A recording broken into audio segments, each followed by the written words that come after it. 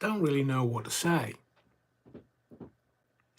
Because you know when you can see things coming and you can see through the BS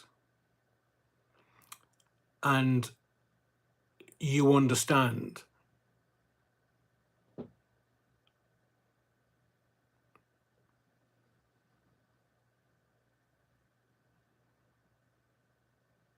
I've watched for the last 2 days, 3 days actually, from Monday, I've watched abject evil. Evil. And I don't use that word lightly. Evil. Keir Starmer, I believe, not only is he evil, but he's just a puppet. He's just a mouthpiece.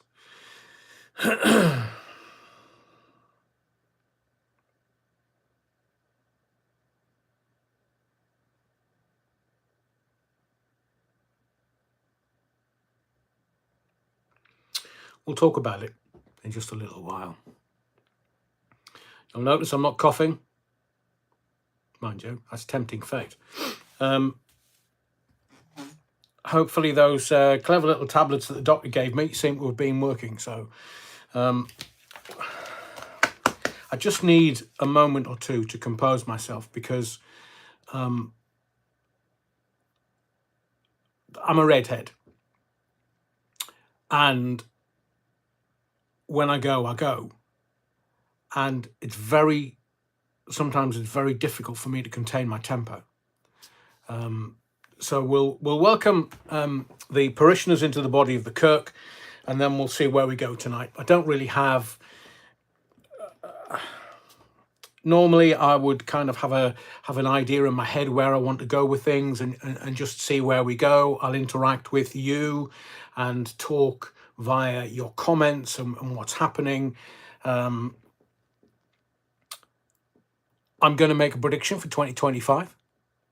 Made a prediction for 2024. There are videos coming in the morning. Stephen, you're wrong. But I have no clue what tonight is going to be about. Well, no, that's wrong. I have a pretty good clue because my temper is trying to direct me in one way. And my reaction, I know this sounds obtuse, revolution. Who said that? That is absolutely, I'm going to use that, Your Honour. Lord Jim Dandy. Lord Jim Dandy, would you be a newbie to the chat? Would you be a newbie to the channel? If so, just pop your cherry for a first timer. So anybody that is a first timer, or anybody else that wants me to pop their cherry, bend over and I'll pop it. I'm not letting it out. Last time I unfurled that, I got into trouble with the police. So Lauren Taylor's hit the nail on the head. I've just watched the vote as well. How much do I despise them? I don't even despise them. I hate them.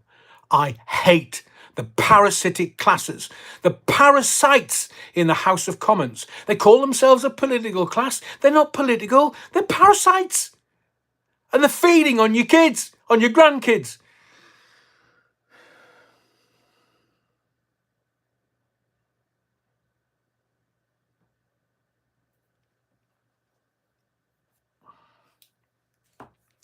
I am not a man that rises to violence. I am trained to do so, but I train in ninjutsu, so I don't have to use it. Those that train in the martial arts or have trained in the martial arts or have military training will understand what I'm saying.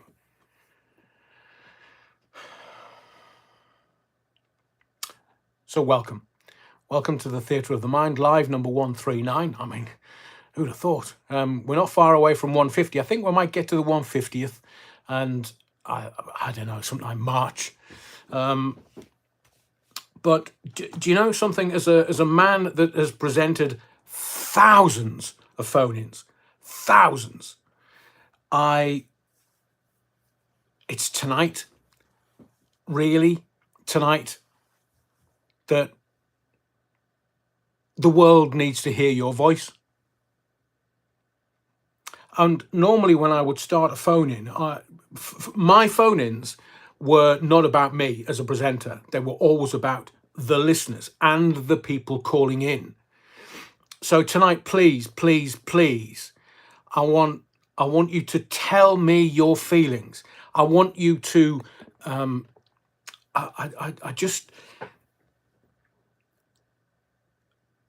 want to understand what is going on.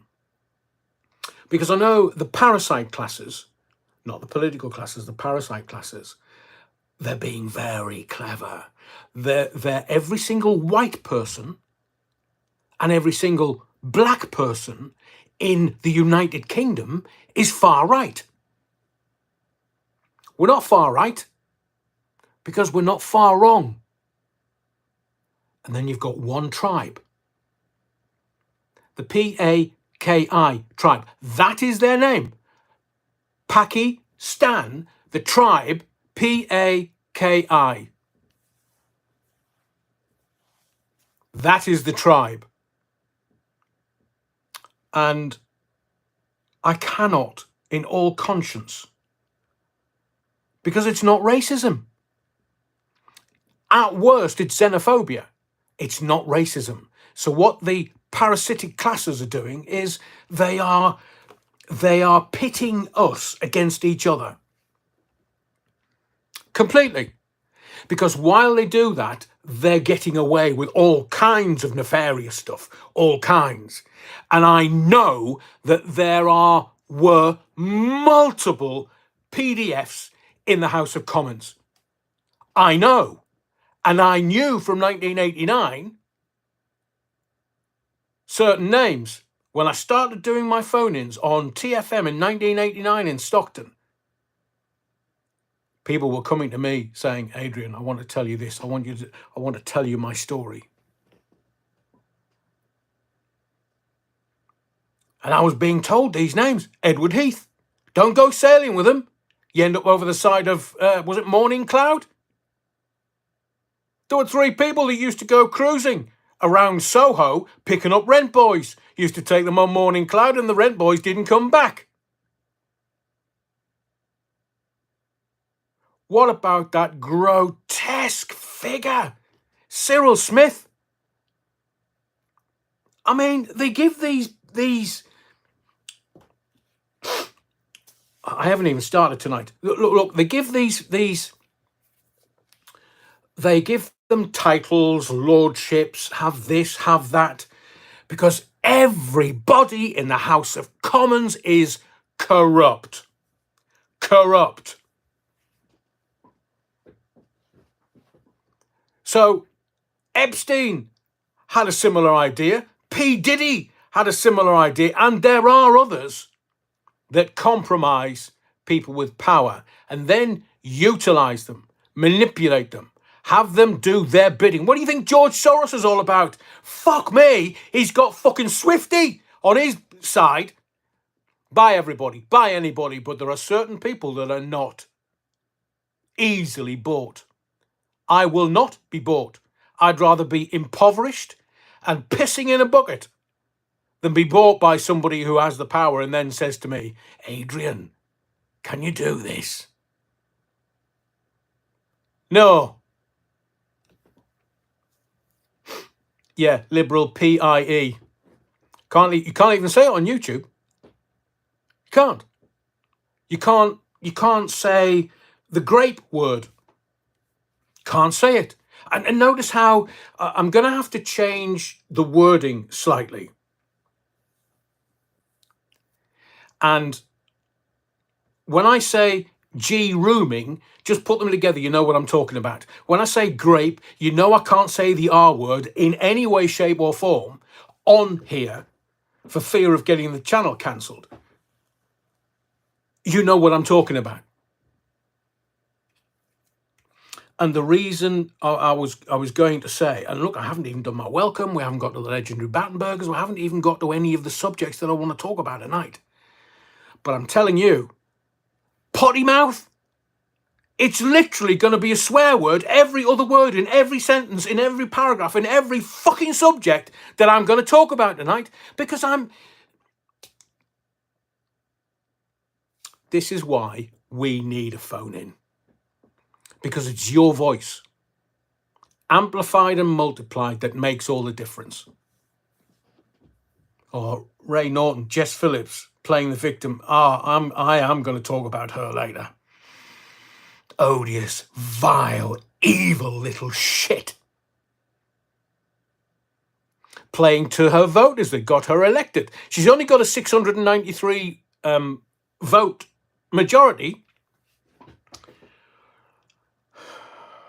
And I know we looked at hardware, software, every which way to do a phone in. And it's not about me. I can lead you. But it's not about me.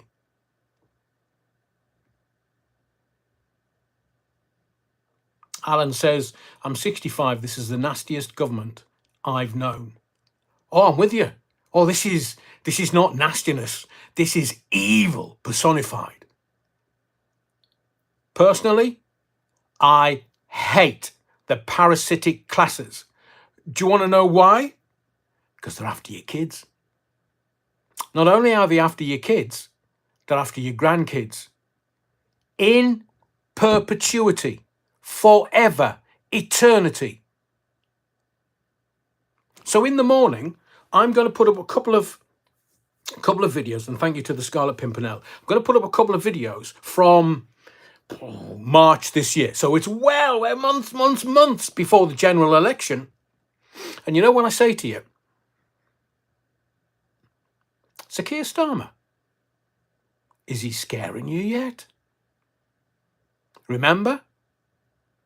And everybody thought, oh, it's just Adrian being funny. It's just Adrian. He's just, he's just funny. He does all these phone-ins and stuff, and he's been on the radio, and he's just being provocative. Do you get it now? Look, I know things that I can't bring here.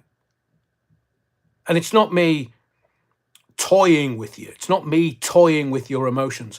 It's not me toying with anyone. Because that's not what I do.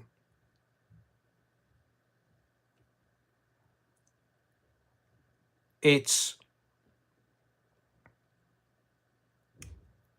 evil. And, we've got people like Alex Jones. He's funny. Alex Jones, when he started, people from his team were watching my website, adrianallen.com. So I was Alex Jones before Alex Jones. I laugh at brand. And as Soul Rebel says, it's a fight between good and evil. But evil doesn't play fair.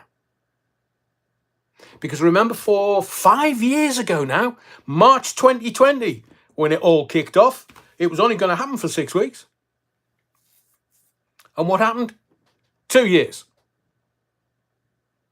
And there's Sir Keir Starmer the Harmer kicking off about Boris Johnson having a beer and a bit of cake at number 10. And look at this national disgrace. We're talking 250,000 victims at a minimum. This will break the police. It will break them.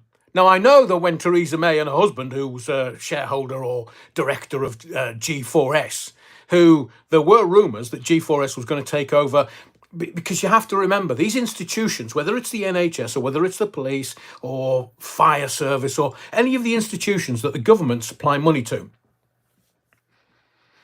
they're a cash cow. And when Sir Keir Starmer says, we're going to give the NHS more money, he's not actually his money or his government's money, it's our money. It's mine and yours through taxes. And they give them millions, billions to do stuff. And how they control those people, if you don't play ball by the political will, you will have your funding pulled. So there was rumours going that G4S were going to start taking over a lot of the police stuff. Now, when you've got these woke clowns called chief constables running police forces, they couldn't fucking run a bath, these idiots. I've told you before, I'm well aware of chief superintendents who ran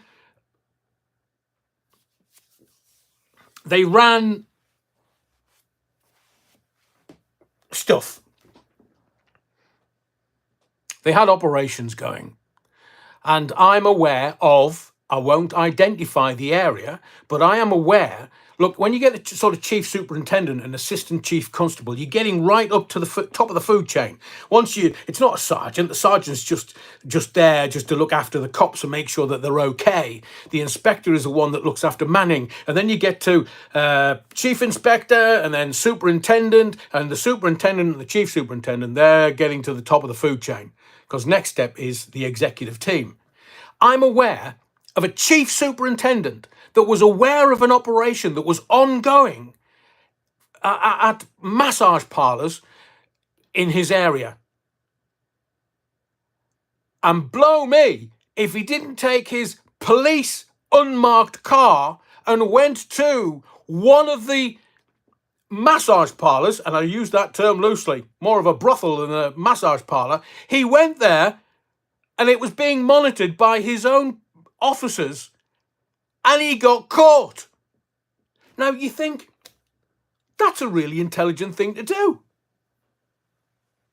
Obviously he had to leave the force, obviously it affected his pension, obviously he had to go home to the wife and say, oh, I'm just banging prostitutes. Blow me, parlour, you've got that English bottle cap. And you just...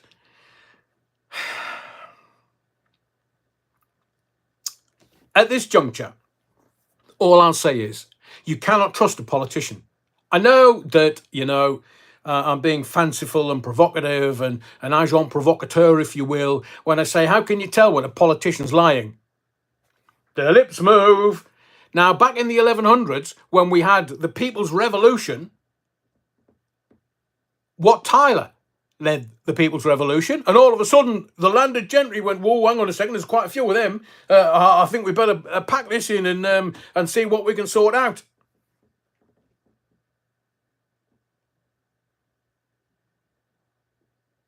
I was going to tell you something there, but I'm going to leave it because I've got an answer for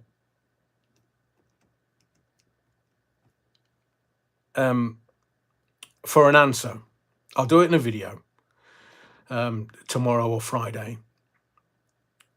But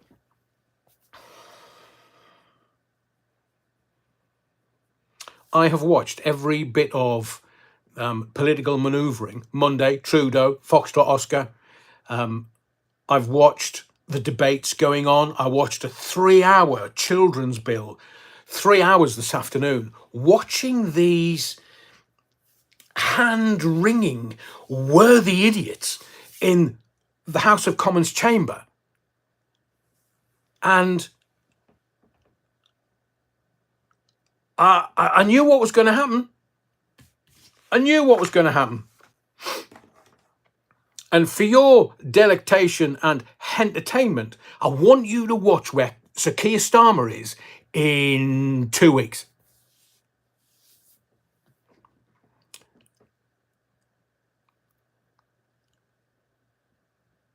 Because you know where he's going to go. Look, if I was a despot, if I was like a man at the top of the food chain and I had a faux Austrian accent, all the bad ones always do. It's like a Bond baddie. But he's the distraction because Bill Gates, BlackRock, State Street and Vanguard are buying up the world. Oh, yes.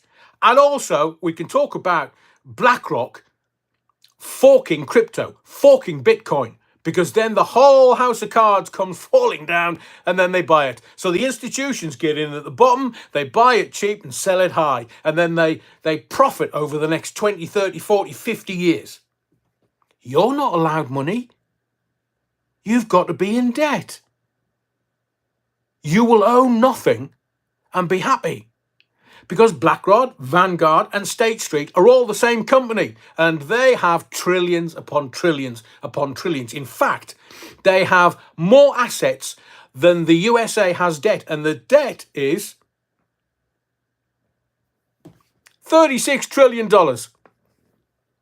So the grift for the big companies is this. You become impoverished.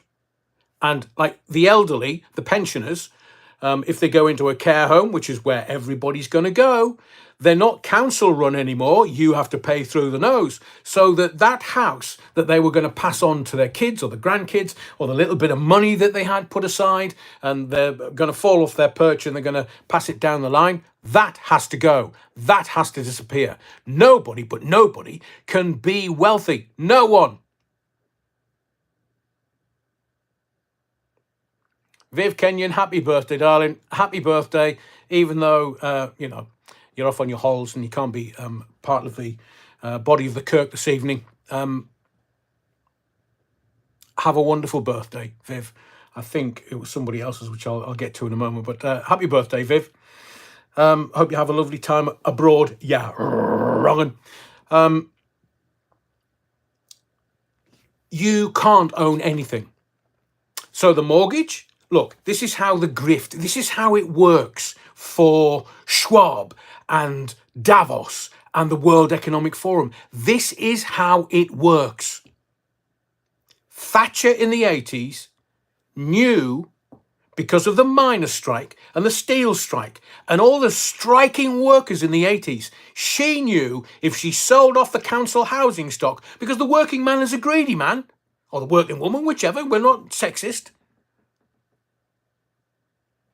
You just get them to buy their council home, then they've got a mortgage.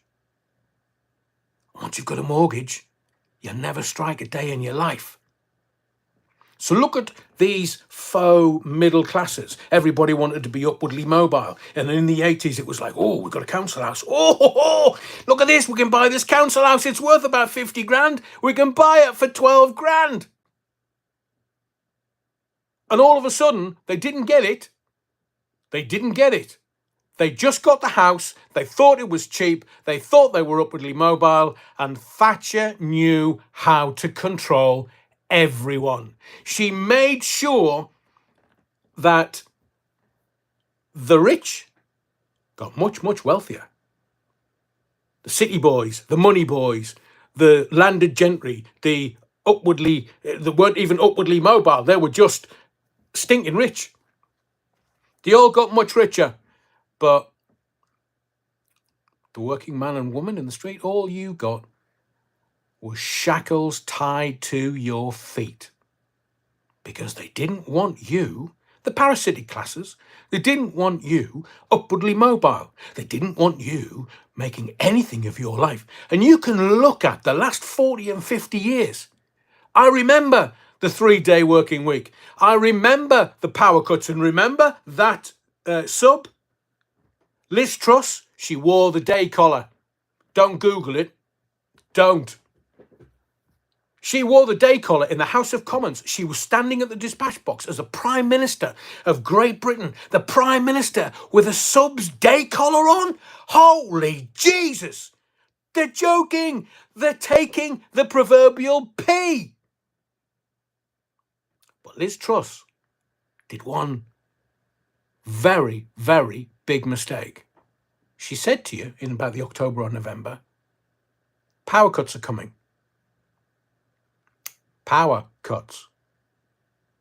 And nobody was really paying attention. The propaganda peddlers, as I've said many times before, I buy the newspapers every single day.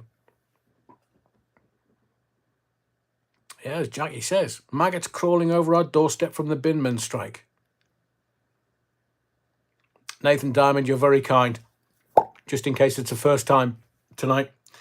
Loved Century 106. Loved the East Midlands. So Liz Truss told you about the power cuts. Yeah, Stephen Hall, the Fabian Society. Yeah, the Fabian Society run the Labour Party. Not only is Starmer a member of the Fabian Society, so's Mayor Carnage. Sorry, Sir Sadiq. What did he get that for? Was he making other people rich? So you've got Liz Truss dropping an absolutely major, and this is a technical term that we use in radio, bollock, and telling people what the game plan was. We've even had Klaus Schwab coming out and talking about, not EMF, the sun's emissions, should we call them. We've got Klaus Schwab saying, well, we might have to have power cuts. There will be power cuts. There definitely will be power cuts. But Liz Truss told us 18 months ago. We know what's coming.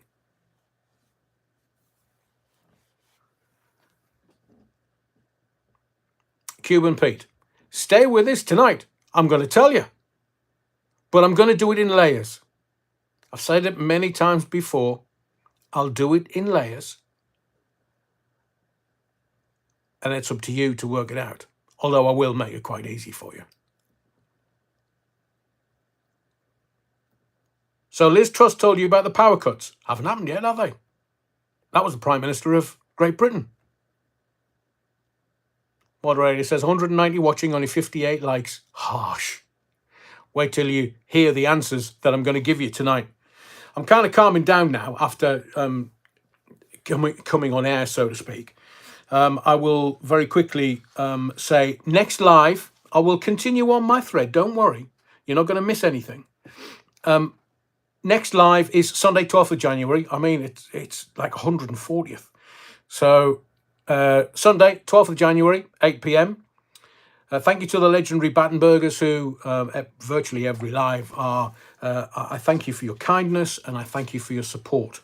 Thank you to Jackie Glasgow and to Stuart, who are big supporters of the channel. Thank you very much.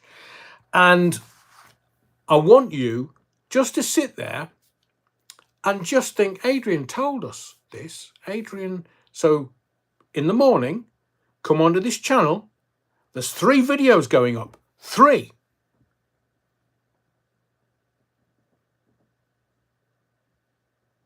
If only I could predict the lottery numbers every bloody Saturday. Or Friday, if it's the Euros. I'll kind of get to your comments in a while, because everybody's been very sweet at the beginning, doing the usual. Make sure you're in the body of the Kirk and you've got enough room for your lardy derriere, and a little slice of Battenberg won't go amiss. I miss mine. And the altar wine is definitely free at the point of use. Alan says, Rev, stand for Parliament. I would, but I'd definitely get assassinated because they don't like it up them. They don't like. Jackie Glasgow says, even my cat won't go out. It's so cold. Look, I went out for 30 seconds and I keyed somebody else's car with my nipples. It's that cold.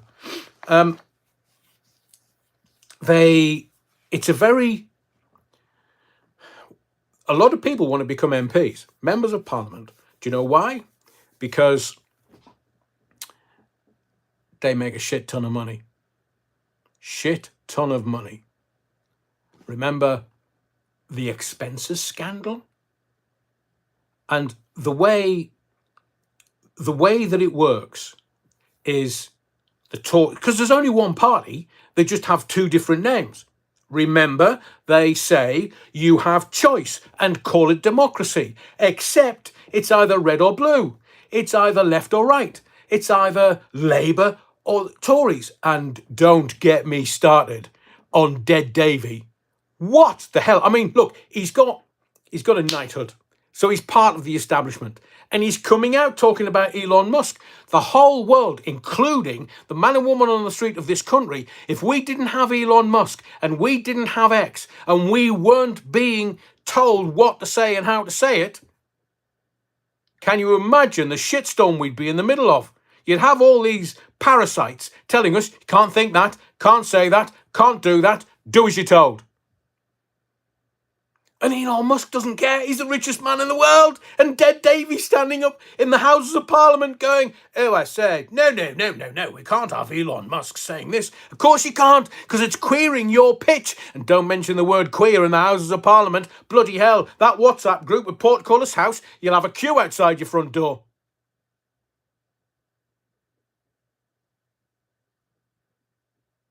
Dead Davy, he's a fucking lunatic.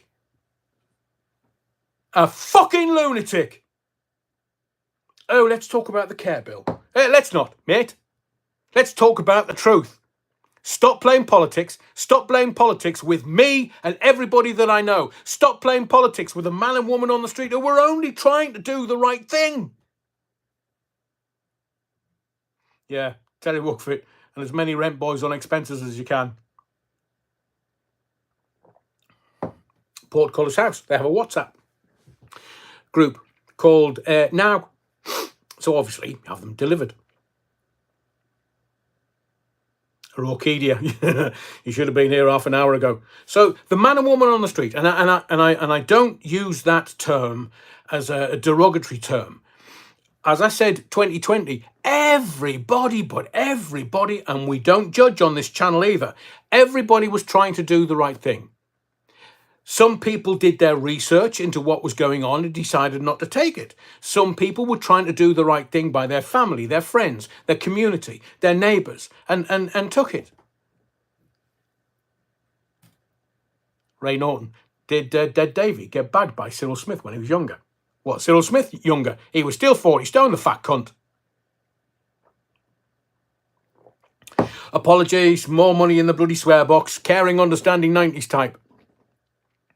But if the problem with the parasites is they think we have sort of short-termism. I've told you before, the news cycle is less than 24 hours. If I haven't made a video by lunchtime on that day, the day's newspapers are old news. Because then the news cycle has started again, and it has to be... So I'm reading the newspapers today, but technically it was yesterday's news. And I've seen yesterday's news on X.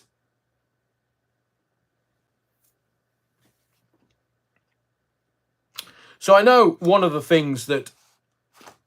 So I was going to say, 2020, March, everybody was doing the right thing. For their own reasons, everybody. Alan says, Cyril Smith wouldn't ever have caught me. Not if you started running. Can you imagine that fat old tart chasing after you? Cuban Pete says, Smith only had 2 inches, but 25 stone to bang it in with. I think you're talking about 40 stone. Can you imagine? No, I don't want that searing to the back of my eyes. So everybody tries to do the right thing, and that's the downfall. That is the downfall, because the parasite classes know that you will always try to do the right thing. It's called conscience. The parasites have no conscience. Starmer? Queer Starmer? Sorry, Queer as Folk. Starmer. He's got no conscience whatsoever. He racks up. What I was also going to try and do was he rocks up to this toboggan run in Madeira. And I did that toboggan run 2019. So I've got the film. But he rocks up. There's a 3-hour queue to get on the toboggan, and he rocks up and says, can my kids go? What do you mean? Jump the queue. I want my kids to go next. I'm the Prime Minister of Great Britain. Can my kids go next? I mean, he's got his protection team with him, but if I was in that fucking queue... Oi, Kia, to the back, mate. Don't give a flying who you are. To the back. Otherwise, me and you on the cobbles now. I've seen you boxing. Jesus, I've had hard-ons that were harder than you. Said a spokesperson. Thank you, Stephen.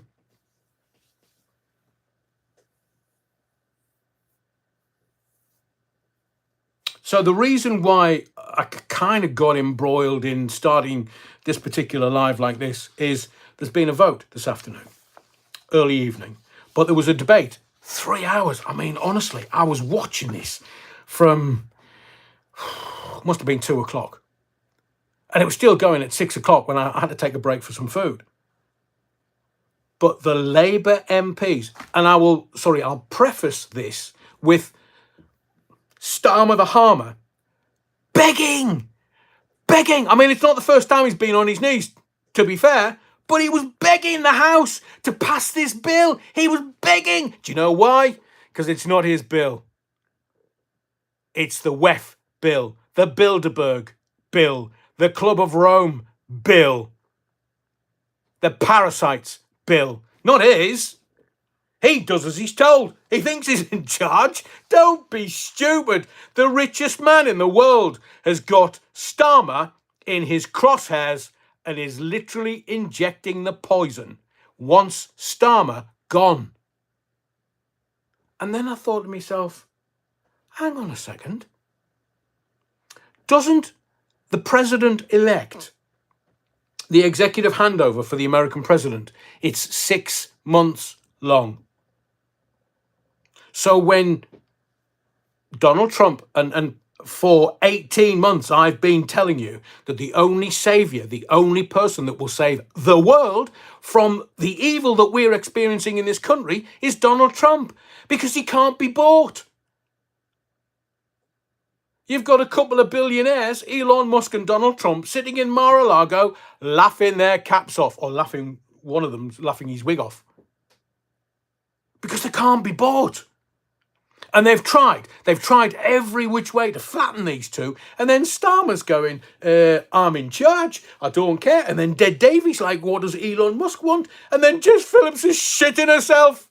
Do you want to know why? Because the 6-month handover means that Donald Trump has had every briefing that President Poopy Pants has had when he's awake, if he's not having an ice cream. Exactly the same briefing, so that when he gets inaugurated on January 20th, he's absolutely flying.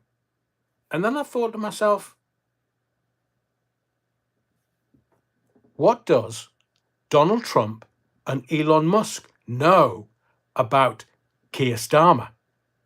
What do they know? Because it's almost as if they're tugging the tiger's tail, going, go on, Keir! Go on, Keir! Go on! Come and have a go if you think you're hard enough. Me and Donald, we know what you've been up to, and we know what you've been up to with. It's like the Hillary kill list. Soul Rebel says, if Donald or Elon falls, we've had it. Look at, honestly, the fucking French, they're as weak as the French resistance. It was one word, no. Couldn't fight their way out of a wet paper bag, these idiots. We peed on the French so many times. Remember Agincourt? That's the Agincourt salute. And you know what that is? It was the Boers, the arrow men, that were like, up yours, I've still got me bow fingers, I'm going to kill some of these French, up yours. And the French were like, oh, don't do that, it might upset us. Fine. Have you seen his husband in a wig? Macron. He's gone anyway. So you've got the French and the Germans saying, you can't have Greenland. Here, fuck, don't ask you, man. We're America. We can do whatever we want. We'll nuke you. And Donald's just laughing. But Macron's saying, no. We're in charge. I think you find you're not, mate, because you're about to be replaced. And there's Justin Trudeau. Let me tell you about Justin Trudeau before we continue, because I've been laughing my cap off all day. Now, obviously, you know that he's the son of the former Canadian Prime Minister. He was initially viewed as, just another Nepo baby. You know what a Nepo baby is, don't you? Yeah. So a load of people, again, just looking at a politician thinking, oh, it's just somebody cashing in on his dad's name. Now, the moment that distinguished Justin Trudeau forever from his daddy came when he challenged a guy called Patrick Brazeau. otherwise known as a Conservative senator, and his nickname was Brass Knuckles. Oh, you can see where we're going with this. So Justin Trudeau challenged Brass Knuckles to a charity boxing match in 2012. Trudeau got absolutely battered. He got clubbed. He got done in the first round. So, not a good defence. Didn't put up much. But then again, he's been seeing cuddling Macron like it's two old girlfriends.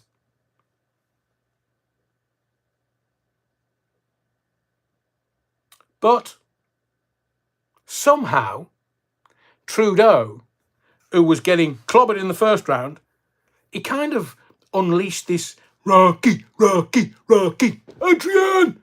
This Rocky style, like Lazarus raised from the dead to win. A metaphor for his political career. But I'm telling you this, after that boxing match, it's not the first time that Justin Trudeau's taken a battering in the ring.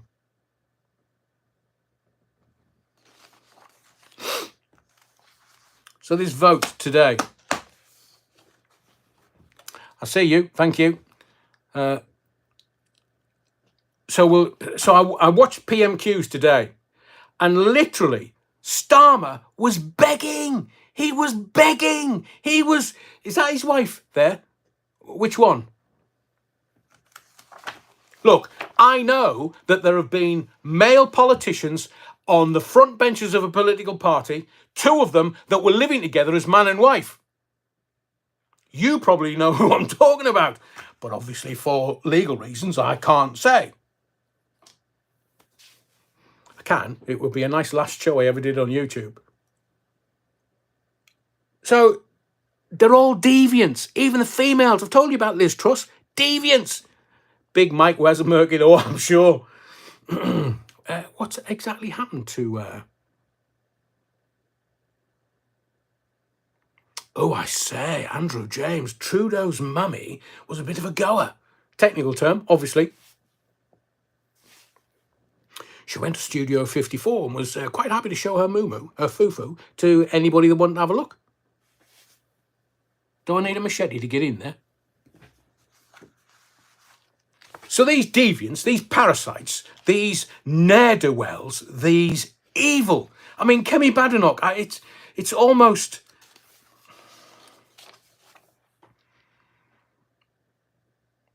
It's easy. Look, this is easy for Starmer and everybody else. Oh, the political to and fro. Oh, the cut and thrust of politics. My hairy backside.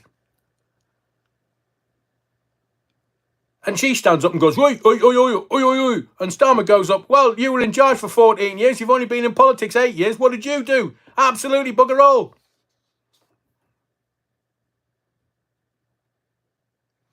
Mick Jagger knows all about Mrs. Trudeau. Oh, I bet he does. What was Jagger's chat-up line to the black singer man, Grace Jones? He walked up to Grace Jones and he says, I might not be perfect, but I'm perfect for you. Oh, you silver-tongued lizard, come here. Let me break your back. Oh, did I say that out loud? So these deviants and parasites and ne'er-do-wells. Castro's Trudeau's dad. We had this debate, we had PMQs, and every time Kemi Badenoch stood up and was actually making very good points against Starmer, he just battered it down, going, you had 14 years, you've only been in 8 years, what the hell have you done? Well, you had a chance to sort this out and you didn't do anything. Did the Tory party do anything? No! And then I thought, well, neither's the Labour Party. So if we've had 250,000 at a Conservative estimate, 250,000 victims of these, I'm not going to use the G rooming. I'm not, because that's a softer version of the R word, grape. These were grape, abusive gangs. I've read some of the transcripts of the trials that are going on at the moment. I can't go any further because it's an ongoing trial. But some of the transcripts, I mean, what they did to the 11-year-old, passed around like a bag of sweets.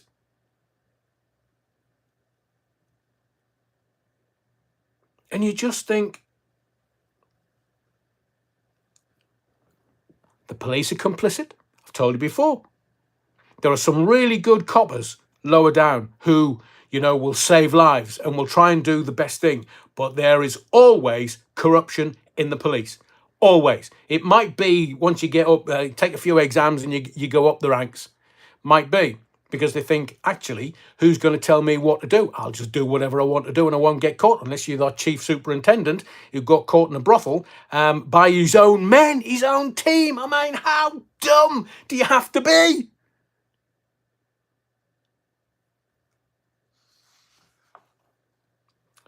But they had PMQs and Starmer was begging for half an hour. He was begging. And then the BBC cut the feed. At 20-1, the BBC cut the feed, and I thought, what they cut that feed for? Now we've got to go to our guests. The BBC's the propaganda arm of this Marxist government.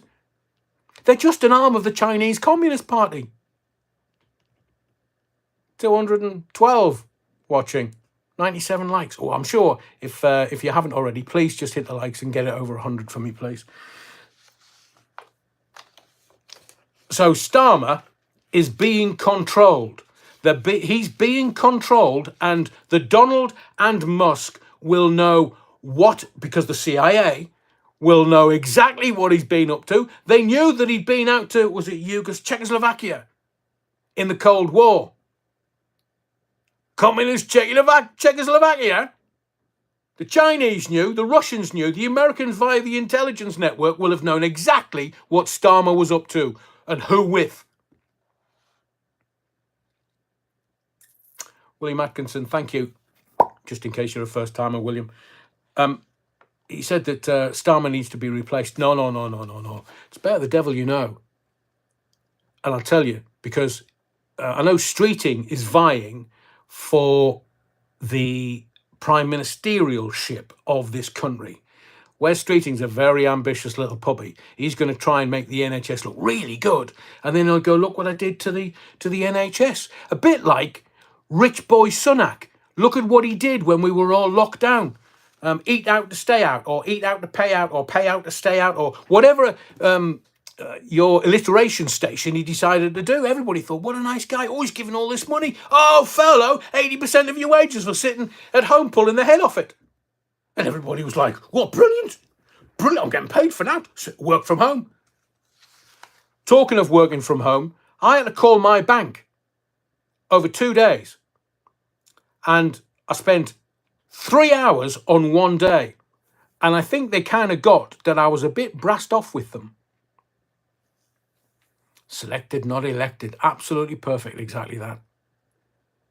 And I got through to a human being eventually, after losing me wig over automated AI answer service. And every time I pressed a particular button, if you want to speak to a human being, press 3, press 3. Oh, that doesn't work. I don't recognise that. Well, it's your system. So I get through to human beings, and because I was a bit airy, they just went, I'll just pass you on to the right department. And then I was put on hold in this telephonic abyss for 25 minutes. Can you imagine when the other human being came on? I was literally on the ceiling going, you bunch of caring, understanding 90s types. I mean, how stupid is this? All I want to do is spend my own money. It's in there. Can I have it, please? So day one, spent 3 hours, no further forward. I thought, I'll give them another go. So I spent an hour on hold yesterday. An hour. And I said to them, your fraud department's put a hold on my card and my account. Why? Oh, well, we think there was some suspicious activity. Explain to me what suspicious activity is then. Well, did you try and pay for something on January 1st? Yes. Was that you? I've just told you. Yes. Oh, okay. Yes, we'll take that mark off your account and we'll take that mark off your card so you can use it now.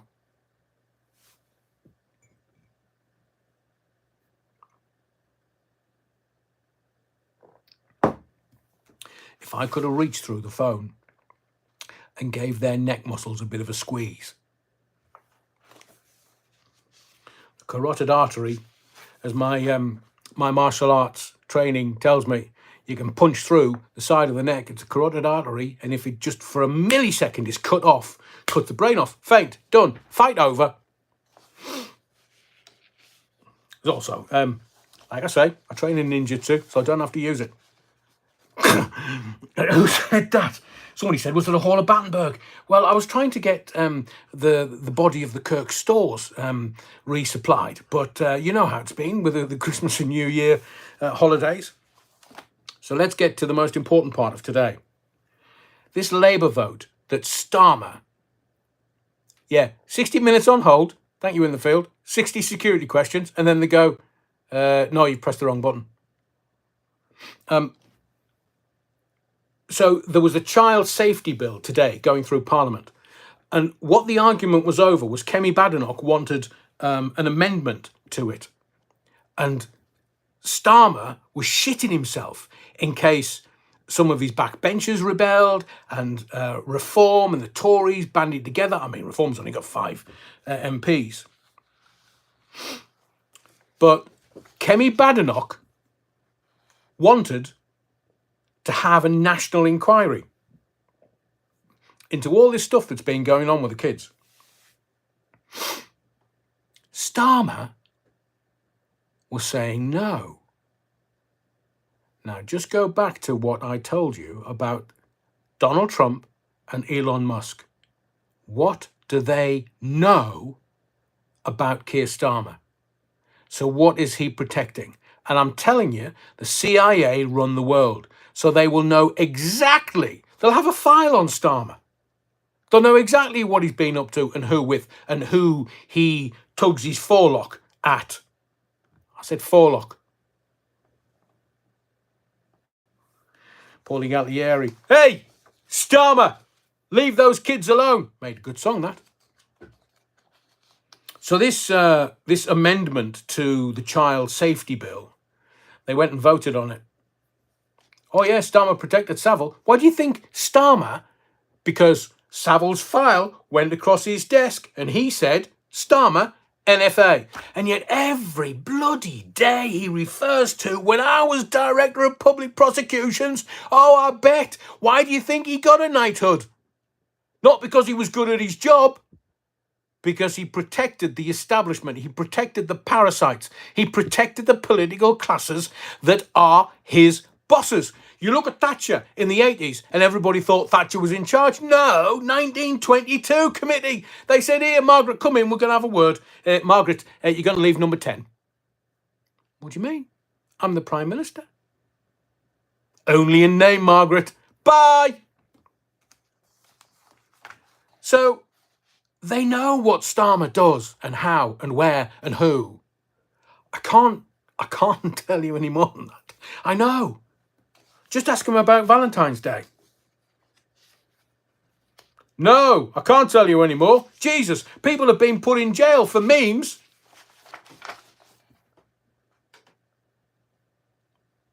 So he begged for this to go through. And the voting was the ayes 364, the nays 111. Now, if you're a cricketer, you'll know that for 111, some of them will have had to stand on one leg. I'm not going to explain it. Now, when I say, and have said repeatedly, if you tolerate this, your kids, your grandkids, your grandkids, your grandkids, all of your offspring from your loins in perpetuity are going to get it next. So what was Starmer hiding in this children's bill? Well, as I've mentioned, we're streeting, and this is a complex web. We're streeting, a bit like Matt Hancock, who knew where the bodies were buried, who knew what was going on.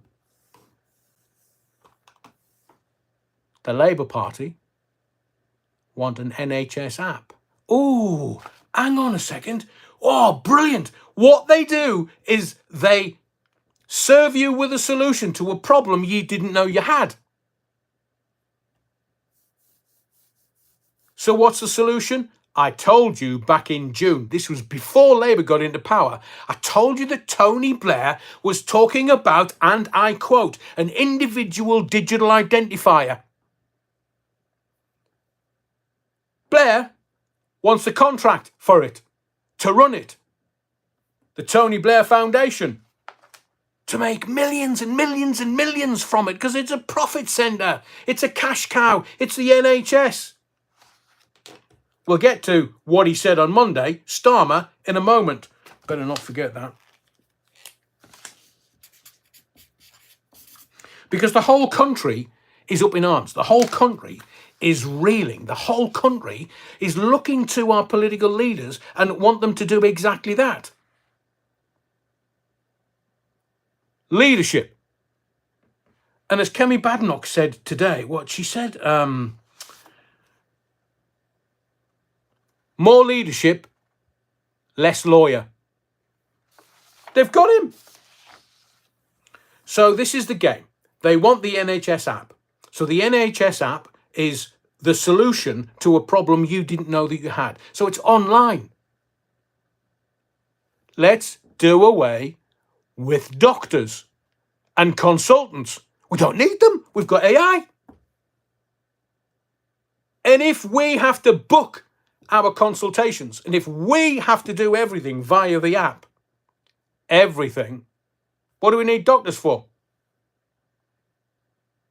Well, that's studying for 8 years to become a doctor, and then society's going to go, off you go. We don't trust you. I'll trust AI. They're talking about sentient AI in 2025. So AI can think better than any doctor and has this large language model that has more knowledge than any doctor. So why do we need a GP? We don't. It's coming. Bit like Starmer. But who with? So they want the NHS app. Why would they want? What is the problem that we have that this is a solution to? There isn't a problem. There isn't a problem. But you know what else is going to happen? That NHS app that when you got jibber-jabbered 5 years ago, now in March, when you got jibber-jabbered and you were trying to do the right thing, and you were trying to do the right thing by your family, your friends, your community, the NHS app had your vax jibber-jabber status. Remember? So let's just think this through. The Child Safety Bill, they've said they want it all online. They want the NHS app to work. They want their jibber-jabber status, like, MMR or H1F151 BBC, CNN, bullshit.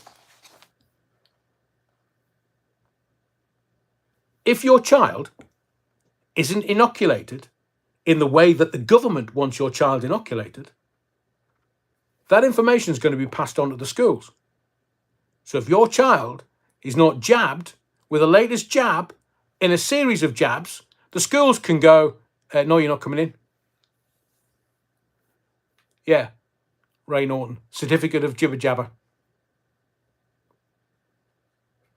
Stephen Hall says they didn't have my status and never got jabbed. That's what I'm saying. We're not judging on this channel. Everybody tried to do the right thing at the time.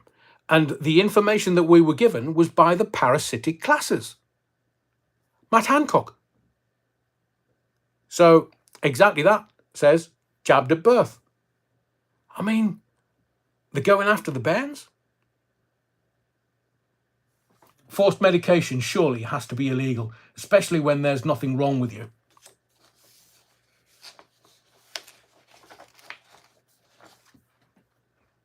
But the children and the grandchildren, as soon as they're popped out, oh, we need to do this.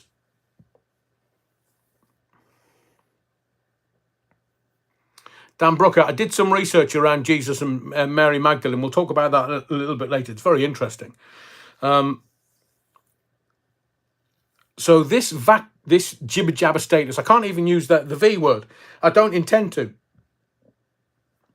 because it's better to fly under the radar and use code words than actually just be a bit silly, because that's what happened to Tommy Robinson and various others. And no, the other one is not a political prisoner. So if you say that they're talking about so many children being taught at home, so for you to teach your kids at home, I mean, you might not want them to go to school for various reasons. If you look at the lockdowns back in 2020 to 22, then you've got kids at home, and their mental health really suffered. All they wanted to do, the little ones just wanted to be at school with their mates, interact with them. It's like the Blipverts. They're just fed full of stuff. So if you want to have your child or children homeschooled, teaching from home, you'll need to be vetted. Remember, individual digital identifiers. If they don't agree with who you are and what you want to do, your name's not on the computer, you're not coming in. Social services will turn up and take your kids away. You don't think that's happening? Might not be your kids, they might be older, they might be having your grandkids now, but social services will do as they're told for their funding, because that's how governance works. It's not leadership where we go, right, here's the destination, everybody come with me, because this is what we're going to do. There is not, who said that? Herding cats. Yeah, through the back door. There'll be lots of backdoor gags tonight, because Starmer's a fan of that. Through the back door, politically. So you'll be vetted, then you'll be risk assessed, because your home might not be right, according to somebody with an opinion and a clipboard. Then you'll have to have public liability insurance. Then you'll have to have a health and safety assessment. You're going to have to jump through all these hoops. And remember, local councils run by Labour are the wokerati. And if you don't tick a box, you're not going forward. So your kids can get into school. And if you don't allow your kids to go to school, social services will turn up and they'll take them off you because you're abusing your kids.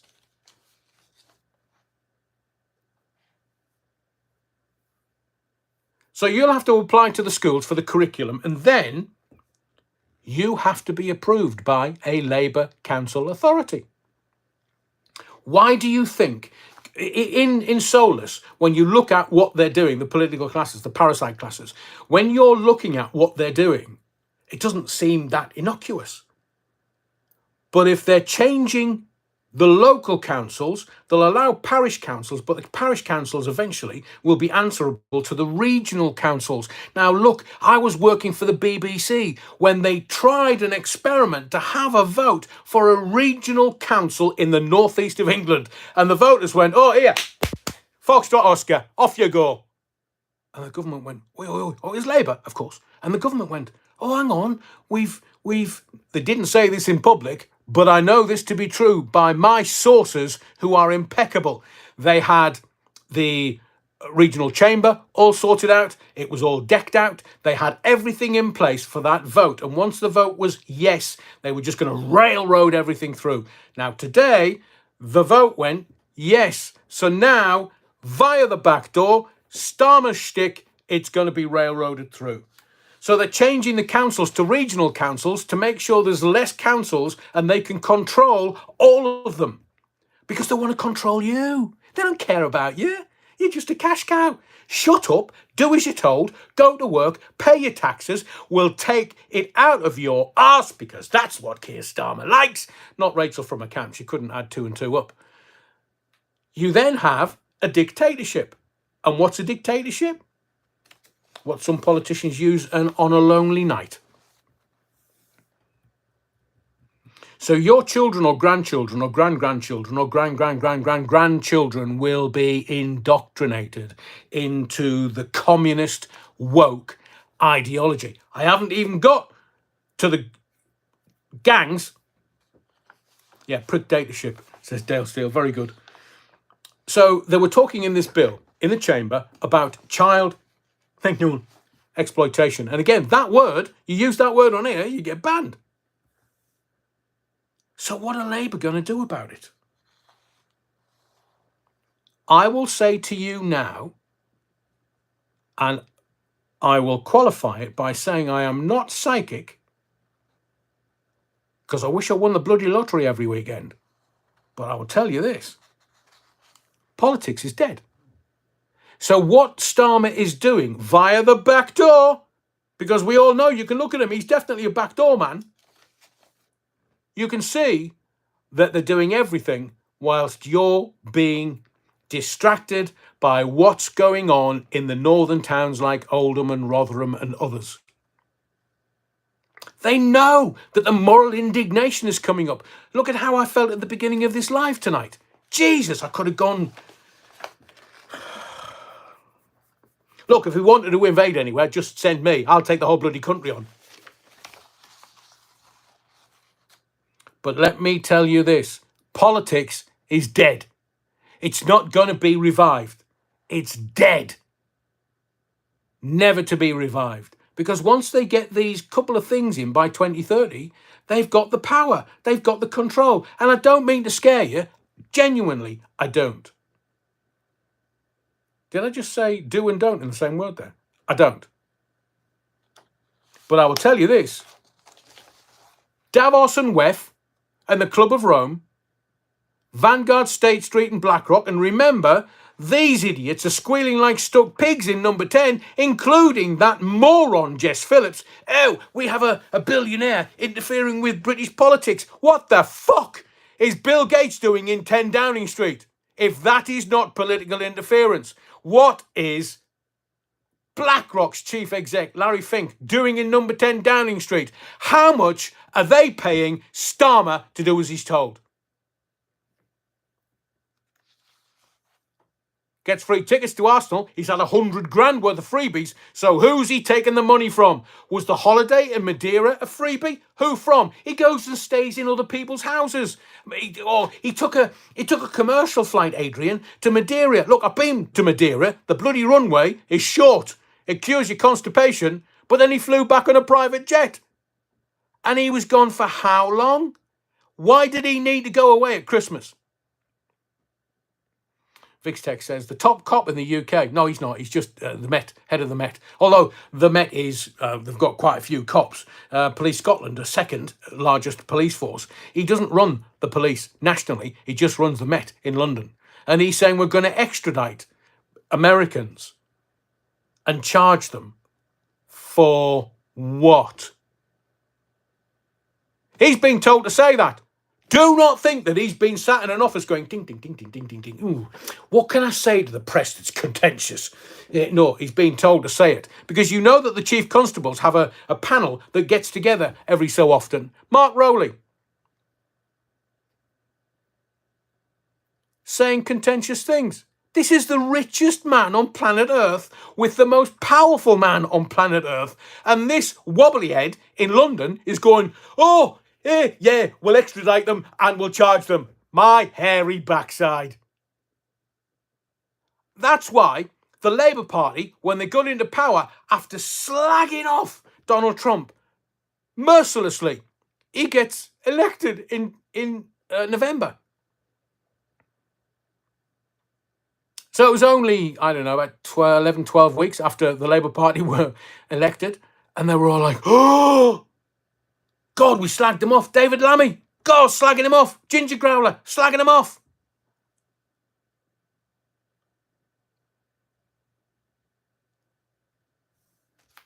These are wobbly-headed idiots. There is no other way of explaining it.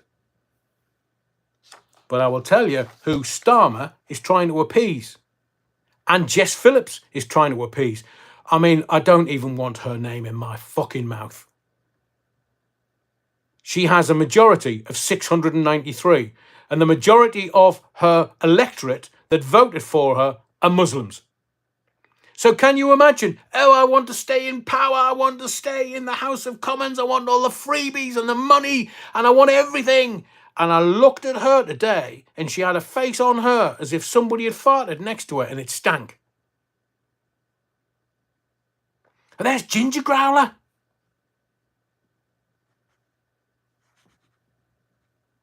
In green. In green. But Keir Starmer, just remember, he took the knee for George Floyd. Just remember, they went to negotiate with Muslim councils in the north. Remember that the north of England was always the red wall. It was always Labour voters. And I can tell you, because my father and I were members of the Labour Party in Sunderland. My father was a Labour councillor. My father almost made mayor of Sunderland at one point. The north of England was dyed-in-the-wool Labour. But then we became upwardly mobile with Thatcher in the 80s. We've got our own house, be blowed. And then we've got 2 cars at the door. All of a sudden it's 2 holidays, 2 cars, 2 kids. Oh, can we have a holiday home as well? And all of a sudden, the people that made successes of themselves decided that the Labour Party, New Labour, was no longer for them in 97. Kings can only get deviant. I mean, I don't know what was going on with Charles Linton. Well, I do. You can Google it because it's there. Anthony Charles Linton Blair, Bow Street's magistrates. So go and do your own work. But his missus had to have Carol Kaplan take a shower with her. Why? This is moneyed people. This is multi-millionaire, powerful people. And Blair is evil. I mean, you know the Tory party when they did that little poster with Blair with the evil eyes? That's him. That's him. The man in earlier this year. And I told you, individual digital identifiers. But now Starmer is bowing to Pakistani lawlessness. And it amazes me how you and I, you know, we might be a bit funny every now and again, but we try to adhere to the law, because if we don't, we know we go into jail. But what they've done to our children.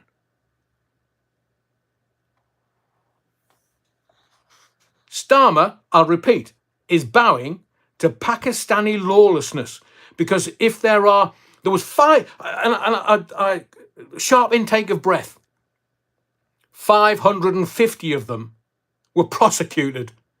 And that was a drop in the ocean.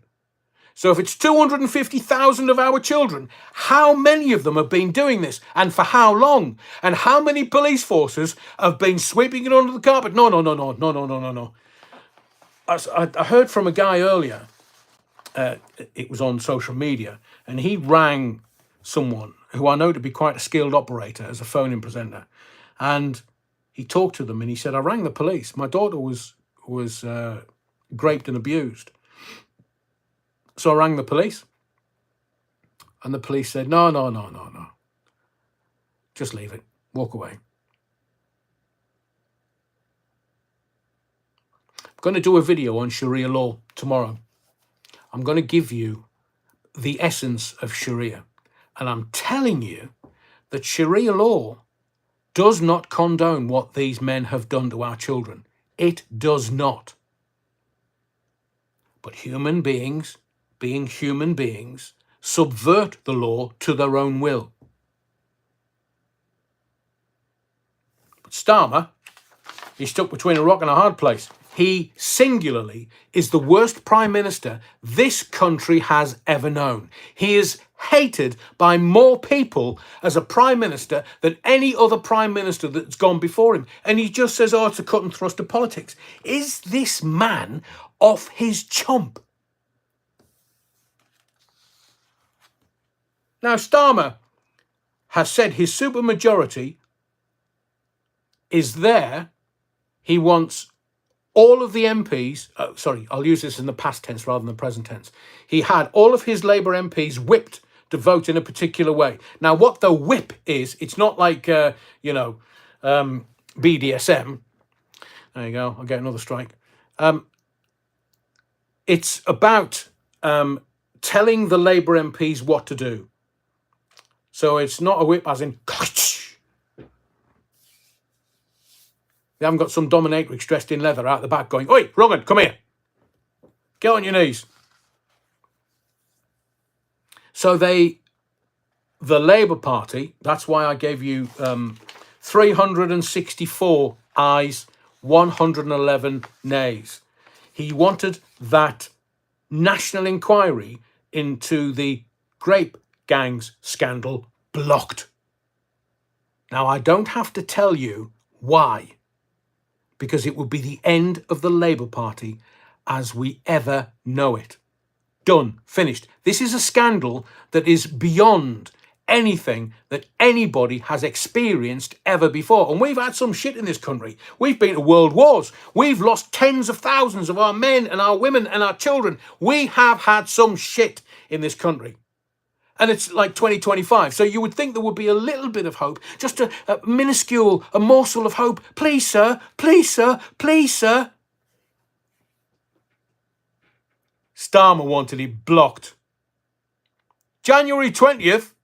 Oi, oi, oi, oi, oi. The balloon's going to go up. When it comes out now, Nigel Farage has tried to... He knows the process of law and he knows that he couldn't. But he can at some point. We know it's going to come out. So the game is now, Starmer wants to stay in power as long as possible and grift for as many freebies as possible and take backhanders because that's what he's done. He's a liar. He's a proven liar. He lied before the general election and he's lied subsequently. And I only have to give you one example. The waspy women. All of them were at it. They lied. And now he's admitted taking backhanders and still he's there. Can you hate this man anymore? He's not a leader. A, he's a barrister. And B, he's a manager. As Kemi Badenoch says, act like a leader, not a lawyer. So what's going to be your prediction for 2025, Adrian? Well, it's very, very easy to see. 2025 is going to be the year of the PSYOP. I mean, LA. Starmer's pants are in flames. I know, Johnny Ray. But he don't care. Oh, look, he doesn't care if we hate him. He doesn't. So long as he can walk into rooms and everybody's like, "Oh, Prime Minister, oh, Prime Minister." I will tell you one thing.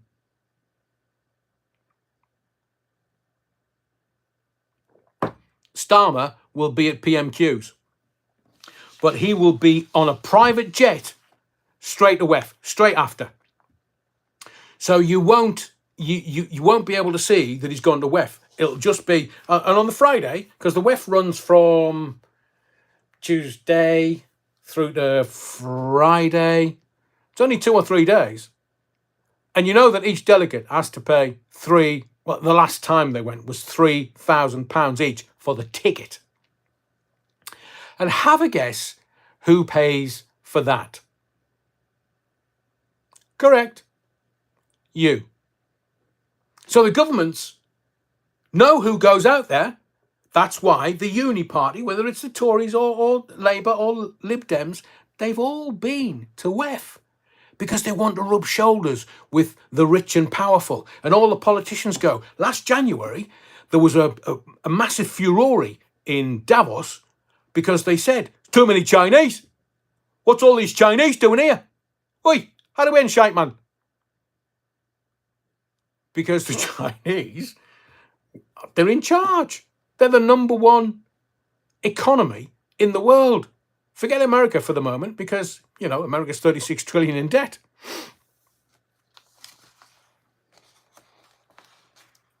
So 2025, look, if you look at Ursula von der Leyen in January, and if you look at Klaus Schwab in January, Ursula von der Leyen was saying that, well, we have to have people trust us. trust a politician. They're performing seals. They don't tell truths.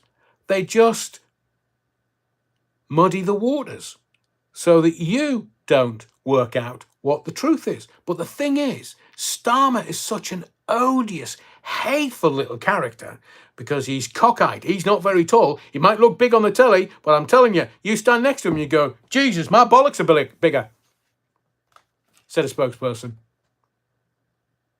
Yeah, Klaus Blofeld, brilliant. So they know that we don't trust them. They know that we are seeing through them. And they're so close to the finish line. 2030, no, the finish line's 2027. They're only a couple of years away. 24, 30 months, it's that close. They've been trying to do this for 50 years. So they'll be patient.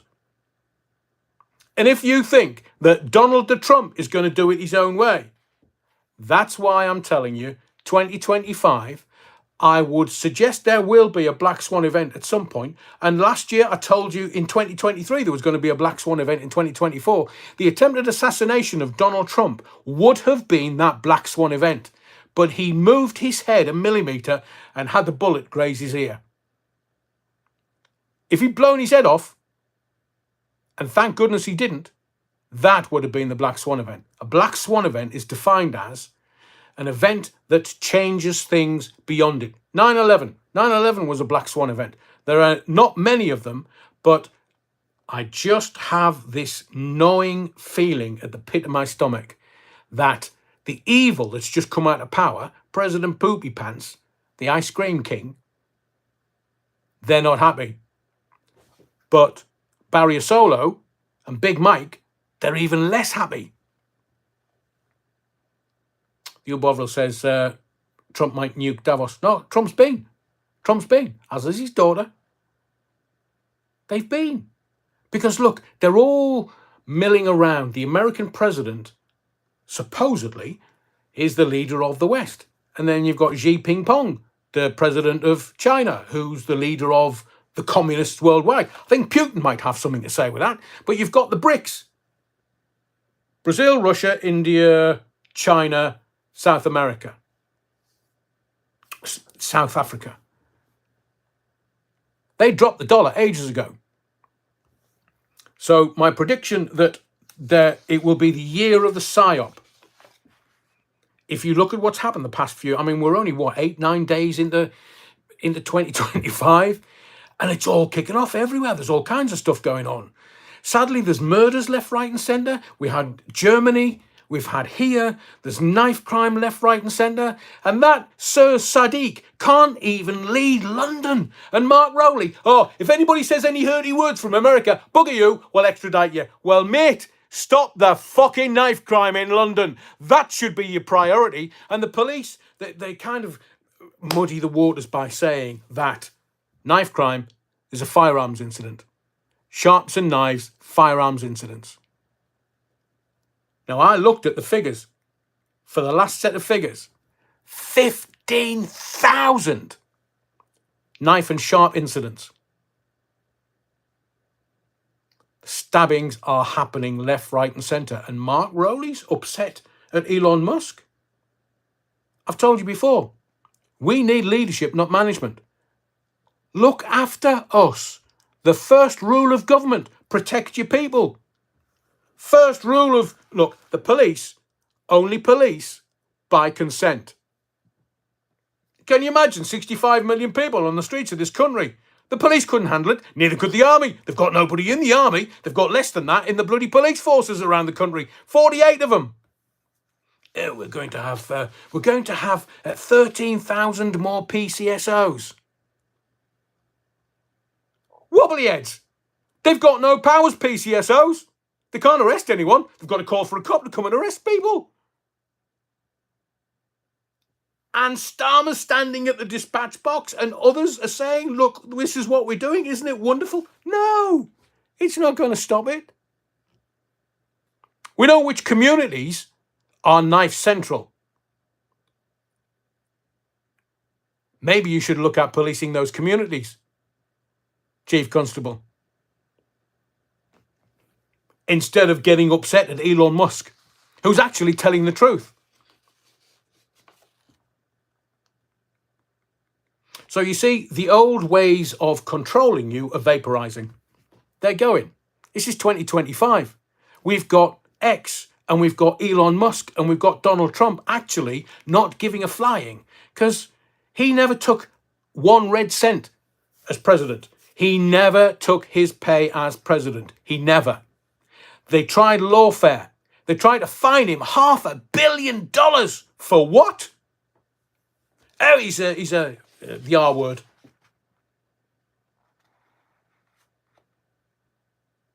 That's brilliant, Andrew.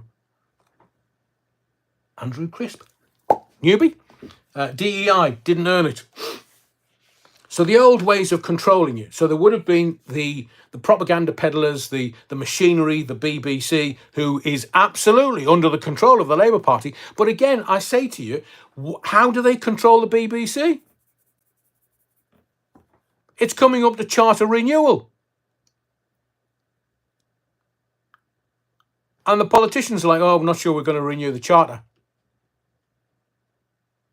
Do you know how I would stop that?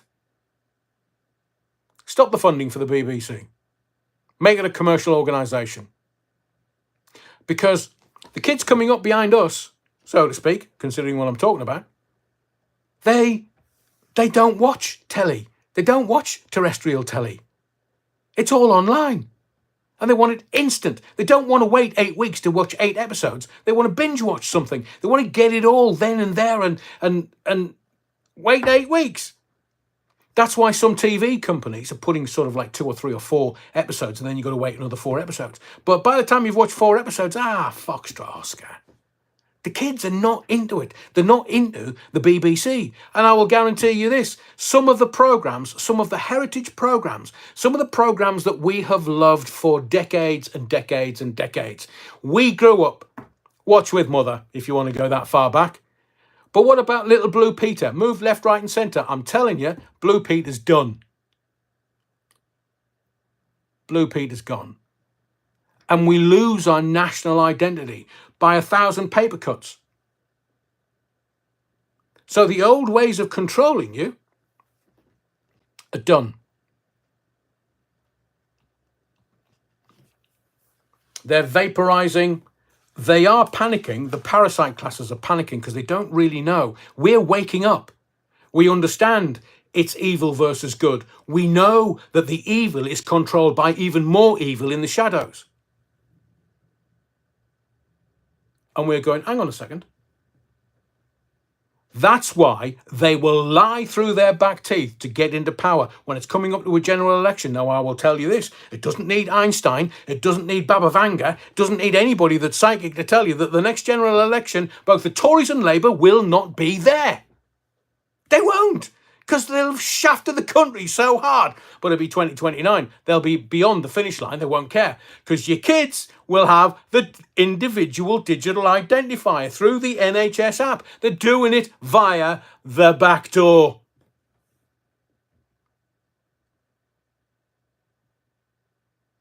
Thank you, Lauren.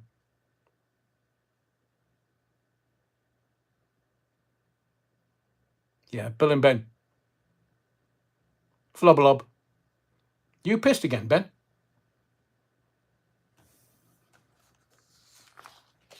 So you see, the psyops that I'm telling you about is the last hurrah.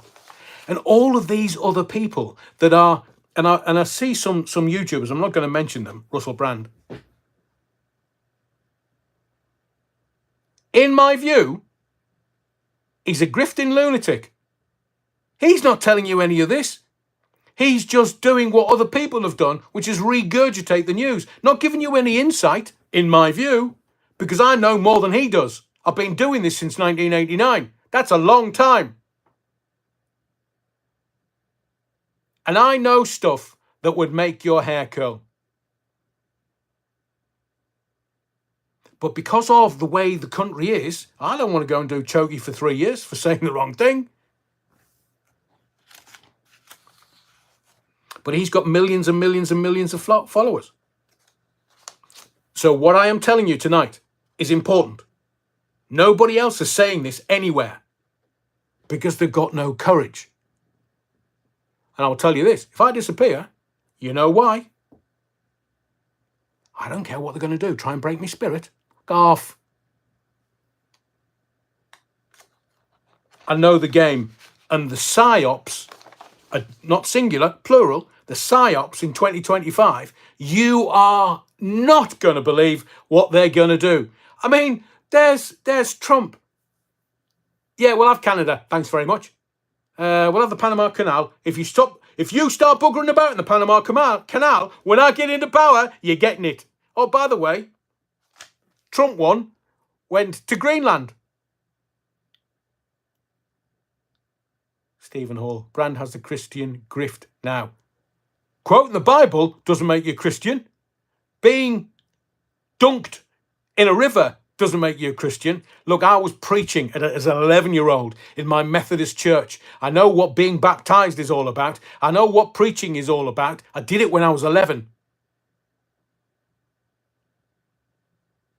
He's shitting himself. Because the truth will eventually come out, if there is a truth to be known. But I know for sure the happy clappers are the worst. Righteous Christians.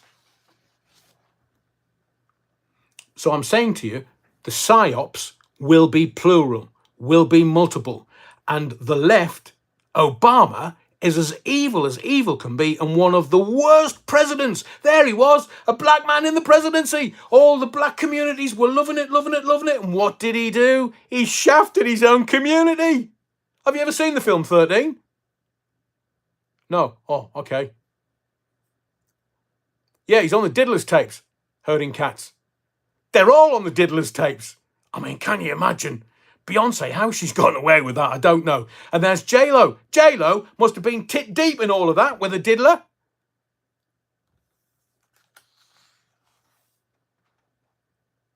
Oh, Des Ashton, that's a great observation. Why does Trump 1, the flag on Trump 1, have 55 stars? It's only 50 states.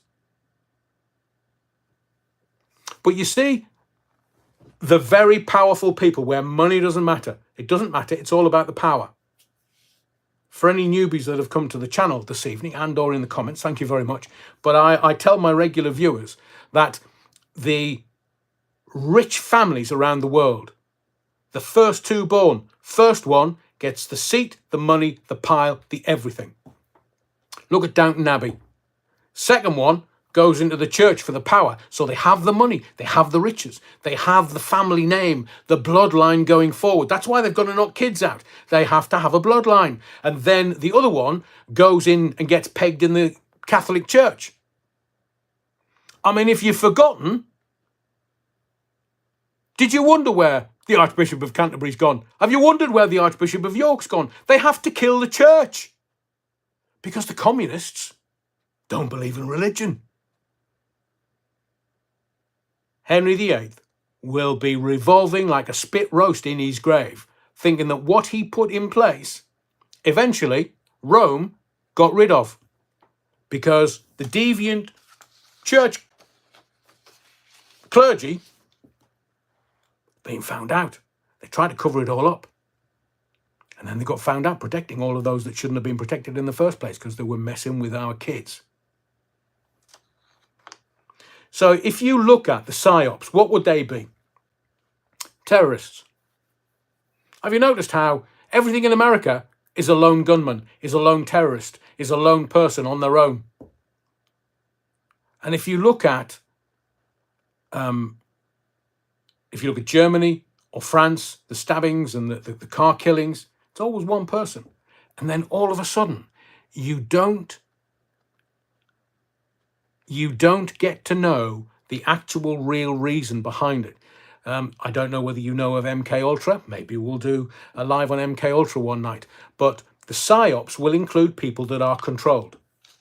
You think you've seen it on James Bond or, I don't know, Department S back in the day, where people would get a phone call and they'd go, I'm a murderer.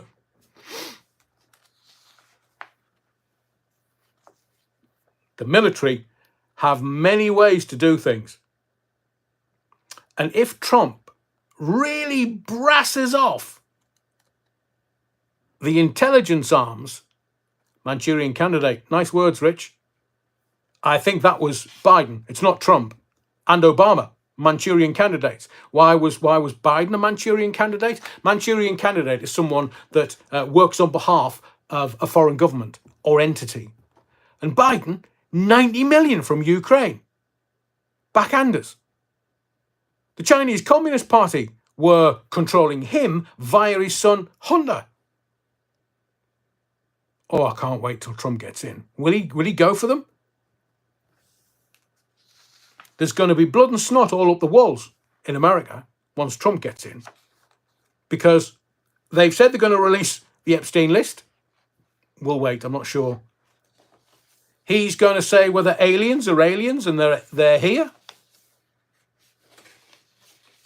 I mean, some of these showbiz arseholes, some of these idiots in showbiz. I mean, you think, how are you famous? What?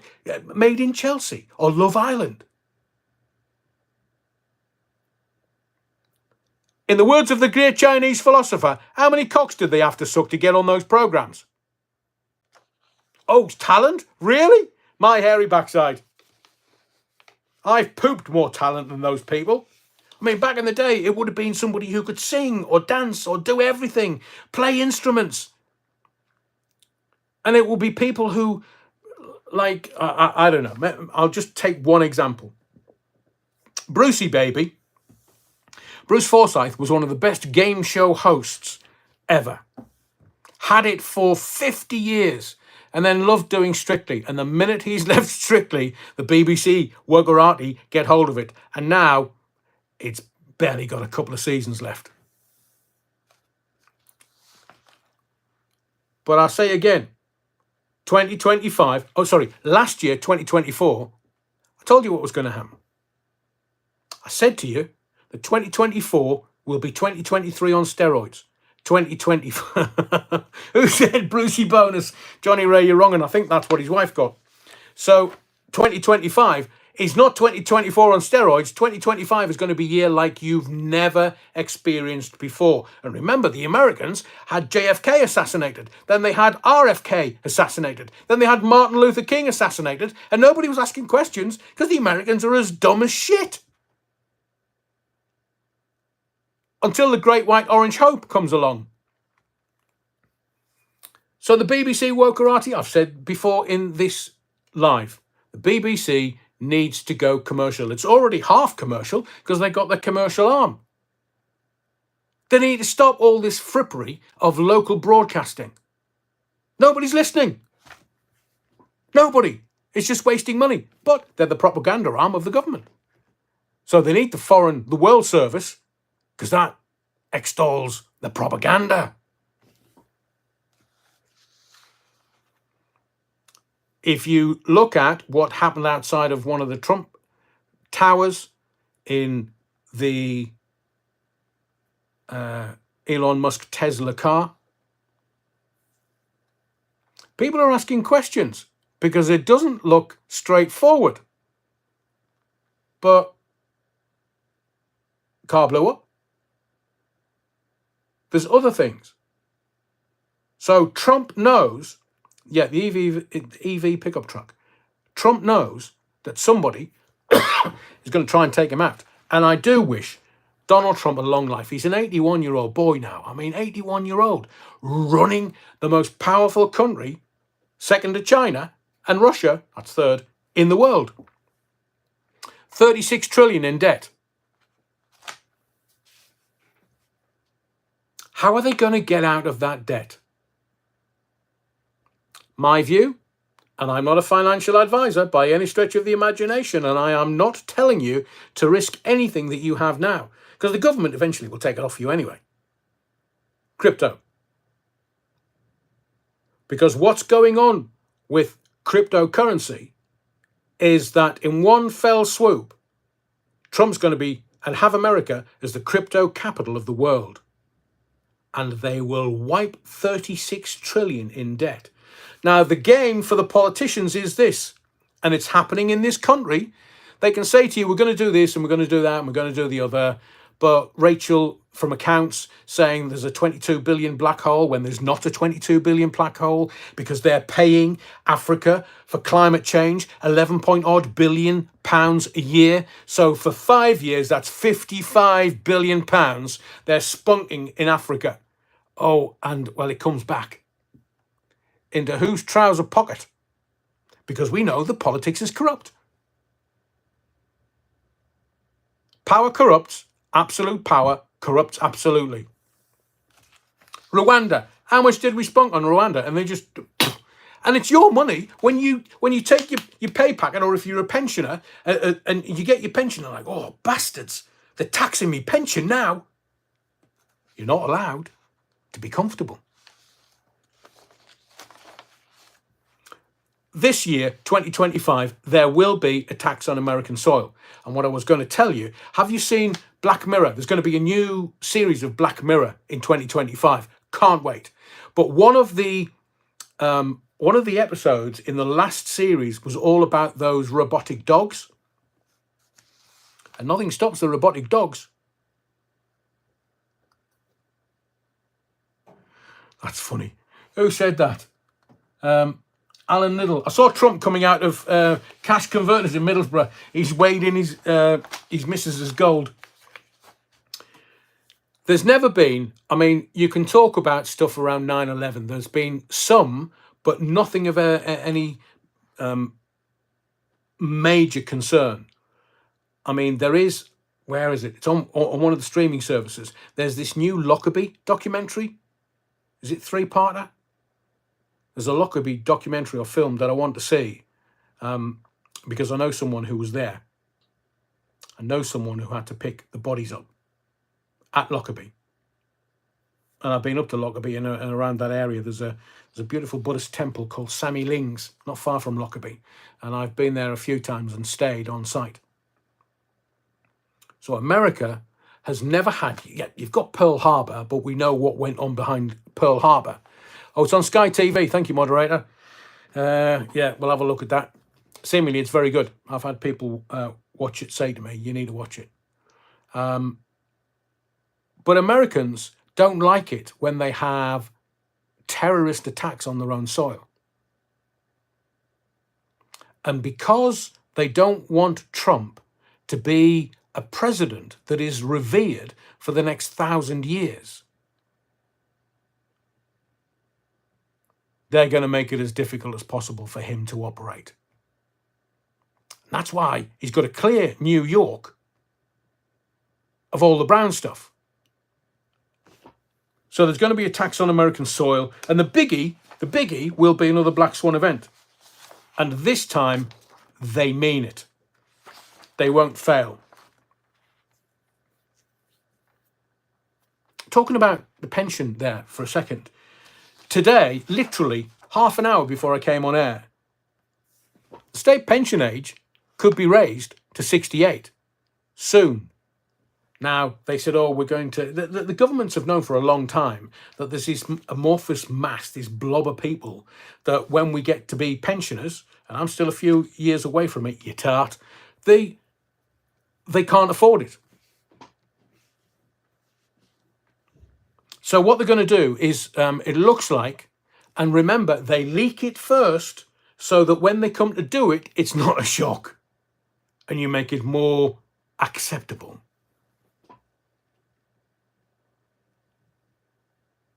The government are going to give an update later. You know what that means, don't you? The baby boomers are all approaching pensionable age. Alan Liddell, thank you. That's why they're trying to kill off the pensioners. Jackie, you enjoy it. I hope that it makes you comfortable and happy and you can enjoy it. Because these fetid, evil idiots, no, caring, understanding 90s types, scum-sucking pond life. Oh, interesting, the Bad Wolf Project falling in line with France. Europe-wide. No, the bloody wonder. Starmer was flying here, there and everywhere. He wasn't at home with Lord Ali. Free houses. Kemi Badenoch said that to him today. He didn't bite. he didn't bite.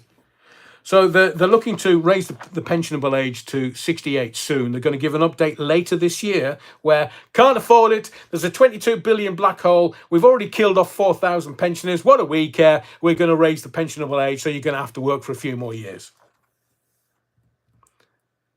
The winter fuel allowance and the tax.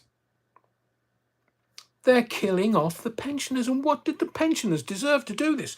They may have grafted. They may be the generation ahead of me that came out just after the Second World War, and their parents had it tight in the Second World War. I mean, I watched a film called The Blitz a few days ago, and all it did was it portrayed how bad it was in London because the Germans wanted to bomb the hell out of London.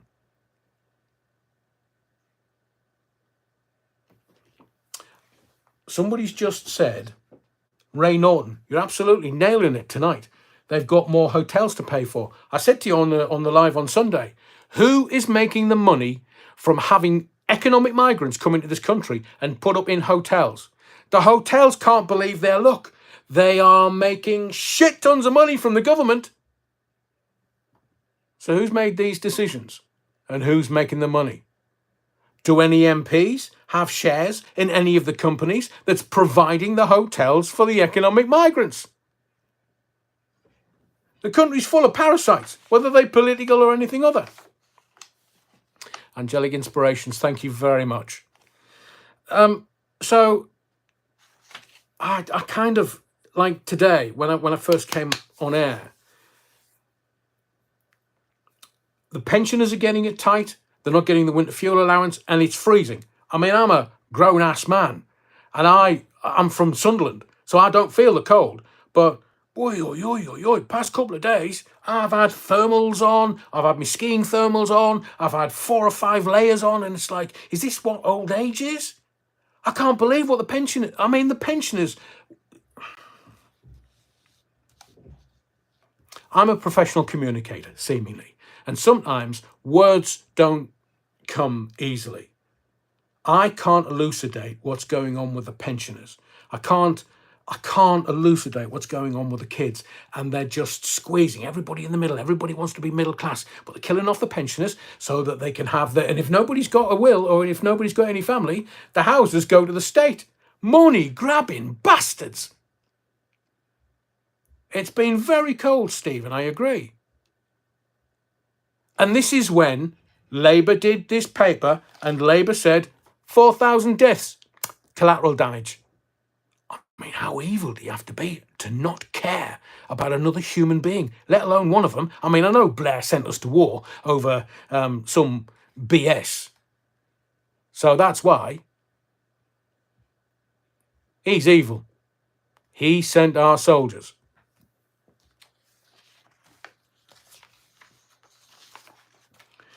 So I look, maybe I'm just being too sensitive, but I worry for the pensioners. It's very cold. I wish there was something that we could do.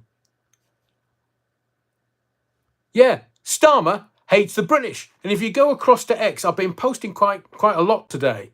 There's stuff about that man that he don't like coming out. And I've been posting it on X. Can't do anything about it because it's the truth. Oh, and the NHS, who said that? Jackie Glansky. NHS overwhelmed with flu as usual.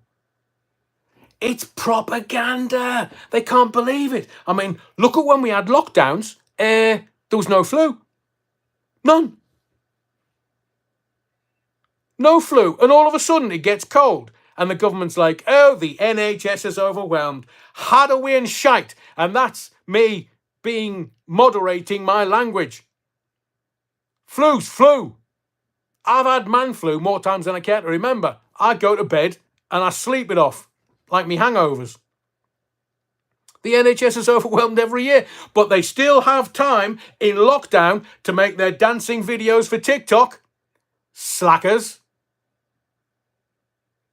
I've told you my personal experience over the last couple of weeks just to get a doctor's appointment. Jesus, I almost had to bribe them.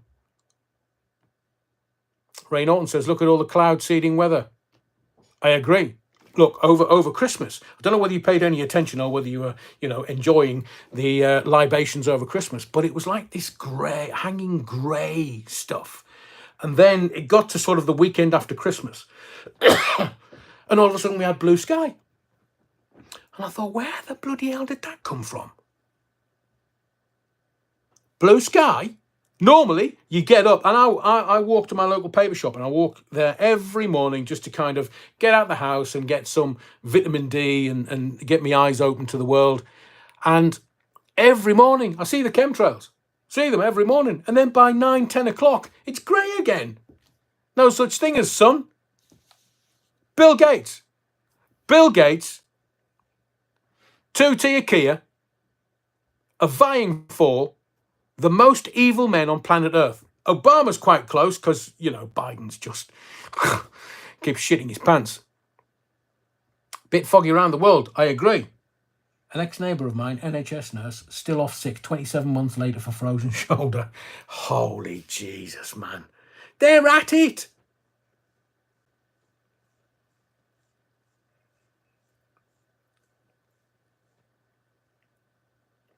So, question for you. Oh, what was the question I was going to ask you? Because I still haven't done Jess Phillips yet. So, it's a bit like Dead Club. Who's going to be the first celebrity to go in 2025? Hang on, Jay Glassy, what you said? Yeah. Maybe for another live, but I'm not some tree-hugging hippie shite idiot. But I do look after my gut biome. I do. And that's my immune system. Couldn't get rid of this bloody cough. I had to get antibiotics for that. But we'll see. We'll see. But we're going to have a vote. Because you've been fabulous tonight and you haven't held back with your comments. But we're going to have a vote. And I'm going to keep these. So have a think about who you say. Which Labour MP will be the first to go? And I'm going to give you 1, 2, and 3. So which Labour MP will be the first to go? 1, 2-tier. 2, Rachel from Accounts. 3, Jess Phillips, the greatest genocide apologist. It's tough. But I was watching PMQs today. Oh, blimey, Rachel from Accounts. She must have been out on the lash last night. Because she looked like death warmed up. And then I saw Jess Phillips and I thought, oh, has she been taking it in the back door? Because like I said earlier, it looks like she was sitting next to somebody that dropped an absolutely foul, noxious smelling derriere burp and couldn't contain her aya. And then there was just, well, at least he's had his haircut. Keir Starmer the Harmer. Interesting point. Who said that? The Bad Wolf Project. House of Cards, one fall, they all fall. I agree. But for the moment, if you keep your votes coming in, which Labour MP will be the first to go? 2-tier, Rachel from Accounts, Jess Phillips, the greatest genocide apologist, Ted Rogers. I don't know whether you've seen the news, but how many showbiz people are going to try and stand for reform at the next general election? There's Ant Middleton come out saying, and he was at, I think, Reform are having kind of weekend conventions around the country. And I don't know where this one was, maybe down south somewhere. But Ant Middleton came out and said, I want to stand for London Mayor for Reform UK. He wants to cleanse the capital. And to be fair, Ant Middleton's the boy. He's been in knife fights. He's been in firefights with people pointing guns at him, trying to blow his head off. So he knows. He knows how to clean it up. Andrew Crisp, 2-tier, arrested shortly after Reform's inquiry into the G-rooming gangs. Kitty's still alive or a clone? Don't know. How much plastic surgery has he had? So I just wanted you to know that Ant Middleton's standing up and being counted. He's a tough old boy. He's the SBS man, Johnny Morocco. And he wants to rebuild the infrastructure. But what he doesn't realise is 15-minute cities. Now, how are they going to bring that about? They are going to make London the worst place in the world to live. They're going to have so much knife crime, so much debt, so much money that you can't afford to buy a house or rent a house. And everybody that has any wherewithal, who's actually, there's an old saying, I've lived in London a few times, but there's an old saying, you stay in London for 5 years and you get out. Not for a lifetime. You stay in London for 5 years and get out. So shall we just turn our attention to what's going on with the Pakistanis? Because people are trying to justify it by saying, oh, no, it's rape in this country. Got to be careful with the R word. They're mostly white men. And people have looked at this and gone, where'd you get that from, you wrong 'un? Because most of these from the G-rooming gangs have never been reported.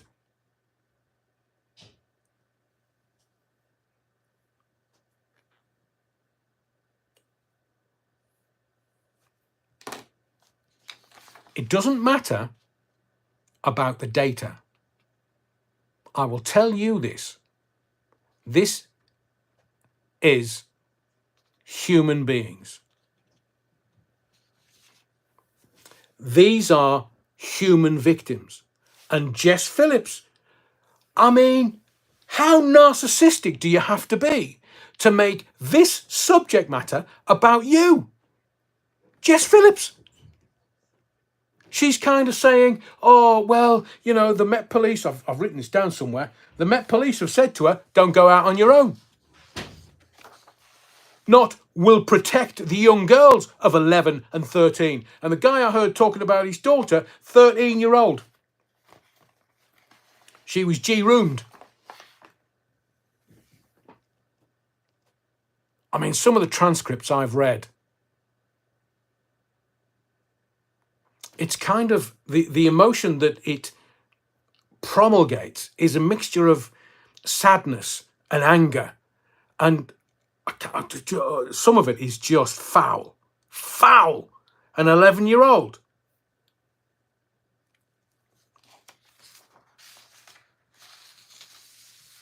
So do you know what's happening? Let me explain this. Let me go through this. And I'm probably going to go on a little longer than 2 hours tonight. Because the whole country is turning against these idiotic, parasitical, political morons. They're turning against them. I don't trust a word they say. I don't trust a thing that they do. I look at that chamber and I think, yeah, deviant, deviant, deviant. So Jess Phillips is refusing a full inquiry. And now that she's had some stuff shoved up her arse, she's like, well, maybe. The Labour Party know that this is not a hill that they want to die on, because they know that if they die on this hill, the Labour Party is over. Over. Done. Finished. No more. The Workers' Party, no longer for the workers. We needed a Labour Party 100 years ago. We do not need some other iteration of a political party that is not working for the people it represents. In the words of the great Chinese philosopher, they can hide away and shite. Jess Phillips, refusing a full inquiry. Oh, why is that? Oh, Starmer said, well, it'll take too long. Yeah, because you won't be in power. If they start a full inquiry, you won't be in power by the time it comes round.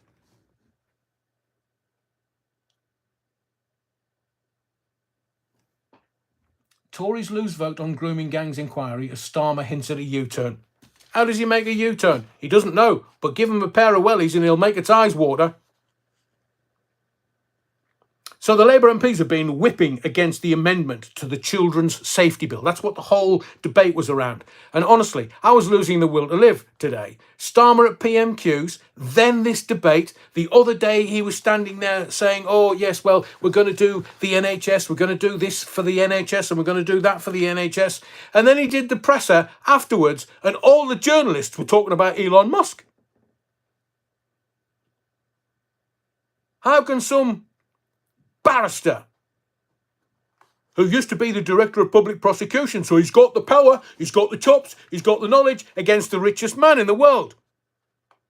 Musk will eat him for breakfast. And Trump's laughing at him. Oh, he's leading Britain. Look, Trump's been invited back by the royal family.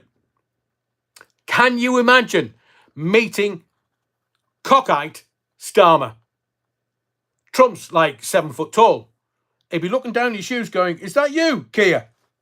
I can just see the top of your head. Oh, you're going bald, you wrong'un. Takes two. Sorry, takes one. And I watched the debate today around the Children's Safety Bill. Notice the title, Children's Safety Bill.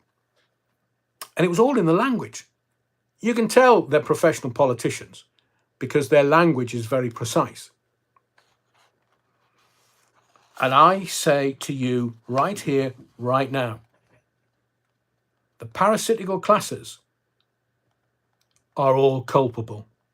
Everybody in that chamber that didn't acknowledge what has gone on for, what was the guy's name, the Times chief reporter? He first broke the story in 2011, 14 years ago. And for 14 years it's been allowed to happen. That's why the country's turning. They need a diversion. They need a distraction. They need one soon. Well, they get one on January 20th when the Donald is inaugurated. But he's doing one of his usual rallies on the 19th. What is the Donald thinking? Will it be the vice pres? Will it be VP? Yes, I agree with that, Lauren. The only journalist that challenged Starmer was Chris Hope. GB News are on it because they know. And if GB News stays on this, because Farage is on it, this could end the Labour Party. It will definitely end the Tory Party because they've not done anything. And Starmer can't turn around and say, well, you were in power for 14 years and you didn't do anything. Because then everybody knows the Tory Party was culpable, but now the Labour Party, because they were debating the Child Safety Bill.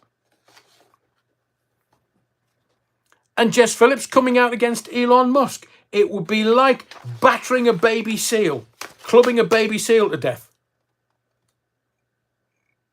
And they're saying that for the children, it was a children and well-being. Well, they called it the Children's Safety Bill. It was the Wellbeing and Schools Bill going through the Commons. The Tories requested an amendment and a national inquiry into the GGs. I'm not talking horses. And Starmer keeps repeating this J report, J report, J report. Well, that came out years ago. And the parasitical classes have done nothing about it. They don't care. It's not their children.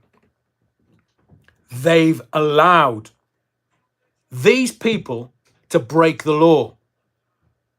And then once they've broken the law, the Labour Party cozied up to them so that they could get into power.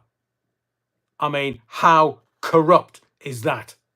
Knowing what a community has done, but you just cozy up to them so that you can get into power. Yeah, I know the J report took 7 years, but you have to remember that these inquiries only make the barristers rich, the lawyers rich, the legal profession. I can't wait for sentient AI. Why would I want to pay any money to any solicitor or any barrister? Because they don't care. They're only in it for themselves. They don't care about you. They don't fight for you. They don't fight for you the way they would fight for themselves. Just pay. Just pay. Just pay.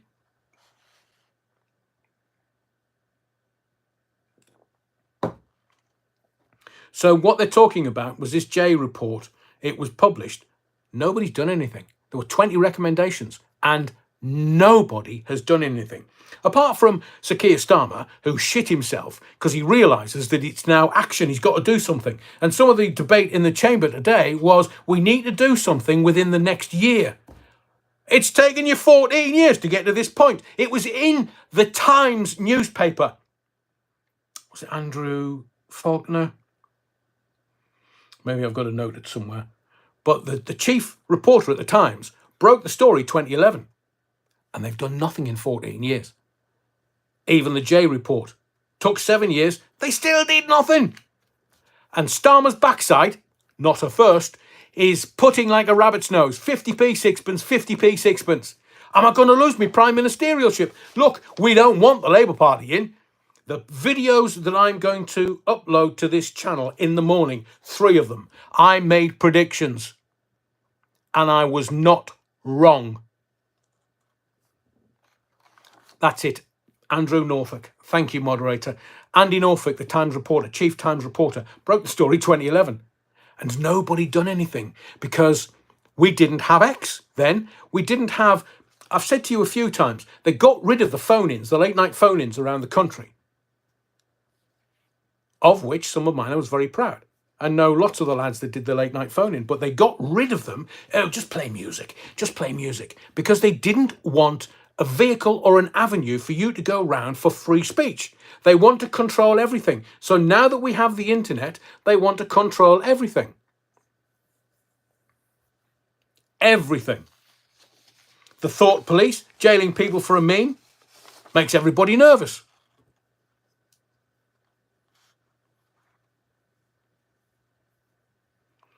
Six towns were mentioned. Somebody else in the debate says 50 towns. And significant amount. And it's the amount of people involved in this. If they prosecuted 550, notice how they hardly ever report it in the propaganda peddlers.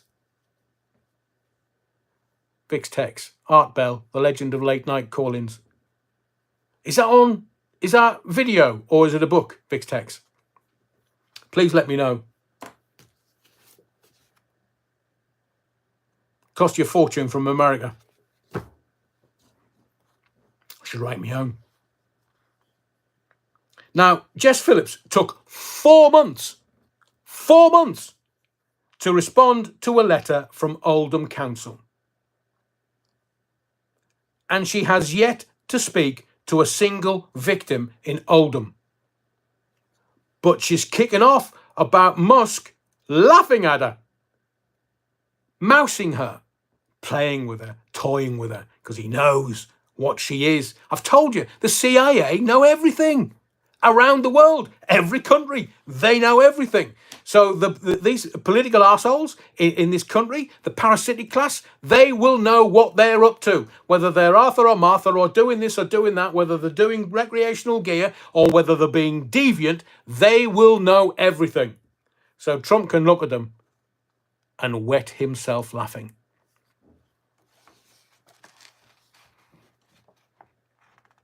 Yeah. So Jess Phillips can protest as much as she wants. It's not about her. Narcissist, making it about her. That's not even clever politics.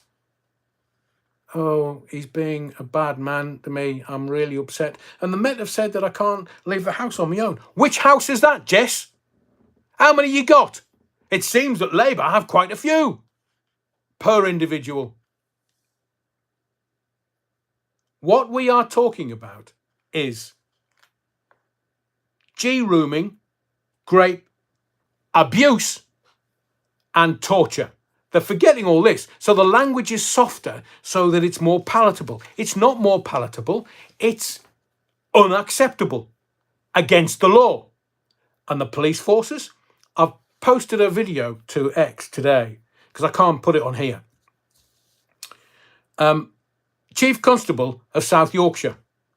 Oi, oi, oi, oi, oi. They ask him some very pointy questions. Go and have a look at my profile, at Adrian Allen. So Andrew Norfolk, the Times chief reporter, broke the story in 2011. Many people, many people, notice how they do this. So when it's the NHS, it's a solution to a problem you didn't know that you had. When it comes to them making sure that certain communities support them, they're going to call everyone Islamophobic. I'm not Islamophobic by any stretch of the imagination. Ideology. I mean, take, for example, Andrew Tate, Muslim. He's in Romania, Poland. Wealthy guy. But he's come out and he says, yeah, we're going to have the bruv party. No. It's grift, clicks, likes, profile. He's not actually being serious. Does he not get the political system in this country? The politicians and the parasitic classes will laugh at them. At the cocktail parties around the Westminster bubble, they will laugh. Andrew Tate, he's a Muslim. He's not Christian, he's Muslim. As a PM. The last one, Rich Boy, was a little less than useless. But at least he tried to do something around these gangs. But the politicking around this, Starmer the Harmer, he'll use it, and they've introduced this word into the lexicon of language so that you will be told you're an Islamophobe. No, not even a xenophobe. Me? I take people as I find them. If they're arseholes, they're arseholes.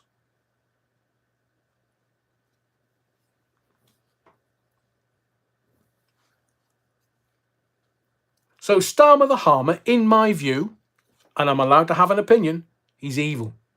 Evil. So he's going to tell you you're an Islamophobe. So everybody will recoil, and they've sent people to jail for nothings. For nothings.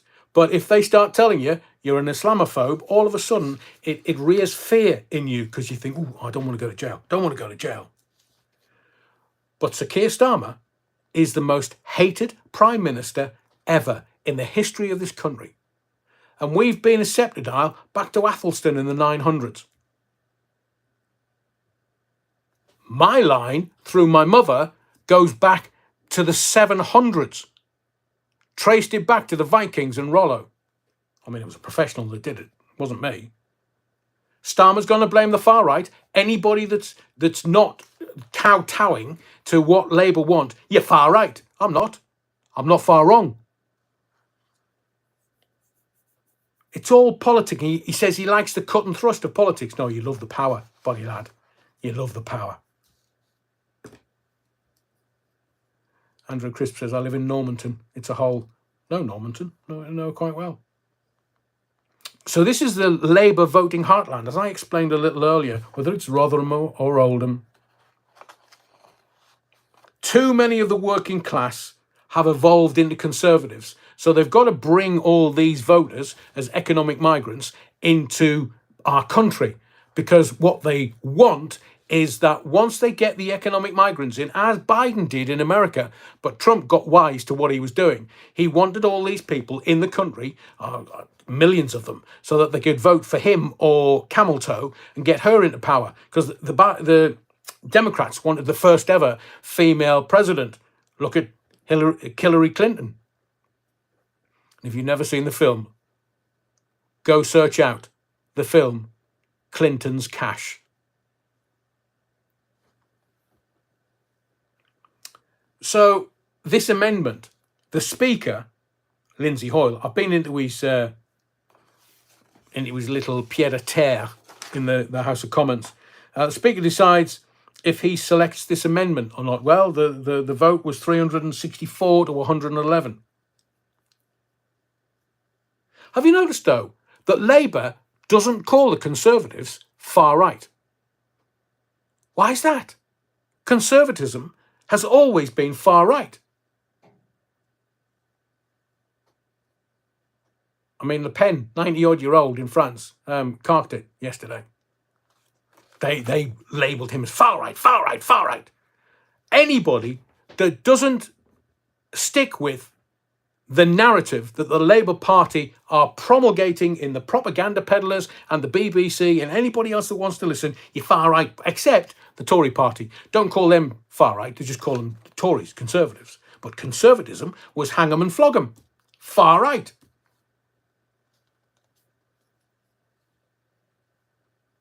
So the Tories have tried to draw a line in the sand, failed. But at least the optics were that, well, we've drawn the line in the sand, we've tried to do our best, but Labour, they've got a super majority, we can't get past that. So the optics look at and see the Tories and Farage and Reform on the side of the right thing to do. Still wondering about the local elections. Brilliant, Andrew. Conservatives and Labour are two cheeks of the same arse. Love that expression. Seemingly it was George Galloway's, but then Mark Dolan used it, and once Mark Dolan used it on GB News, everybody used it.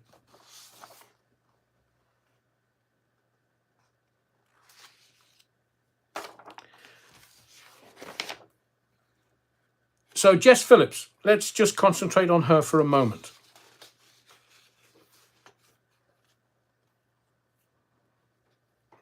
You can say that, Ray Norton. It's for another conversation for another time. She has a majority in Yardley. Birmingham. Used to work there. Jewellery Quarter. Love Birmingham. 693 majority in Yardley. Most votes are from the Muslim majority. So nobody is going to... She is absolutely, categorically not going to do anything to upset the people that voted her into power. She's not. But I'm telling you this. I asked who was going to go first, whether it was 1 for Starmer, 2 for Rachel from Accounts, or 3, Jess Phillips. They're all finished. They are all gone.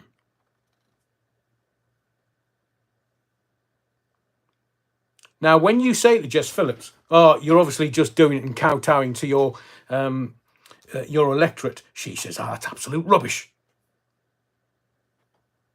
Question. And you know that a good journalist asks a question that they already know the answer to, but I can't hear. But I will say this. When is Starmer going to have a cabinet shuffle? Think Rachel from Accounts has gone. First female chancellor. Ugh. But it'd be like rearranging the deck chairs on the Titanic for Starmer. There are 85 Sharia law courts in this country. I don't know why we need any other law courts in this country other than the law courts of this country since Athelstan, since the Magna Carta, since the kings and the good people of this country who have fought for this sceptred isle, whether it be in France and kicking their arse all the time, or whether it's over here. We don't need Sharia law. And I saw somebody today saying, might have been Elon Musk, not sure, but somebody said, look, if you like Sharia law, then go to a country that rules by Sharia law. They won't. It's too easy here. They get so much given to them. They hardly bloody work. I mean, there's some grafters in amongst that community, some proper grafters, but why would they want to do anything? Knock about half a dozen kids out, get all the money from the state. Lovely jubbly. Is this UK politics eating itself in the name of irrefutable power?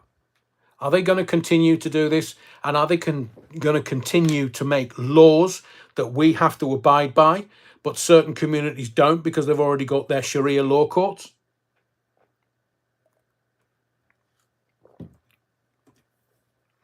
$250,000 Conservative estimate, not in the political party, 250,000 victims at a Conservative estimate of all the really evil, nasty, bad things that they've done. And I'm using that language because I can't use the actual specific words. Jess Phillips is now making a U-turn. She's making it about her, not the victims, but she has said, and I quote, nothing is off the table.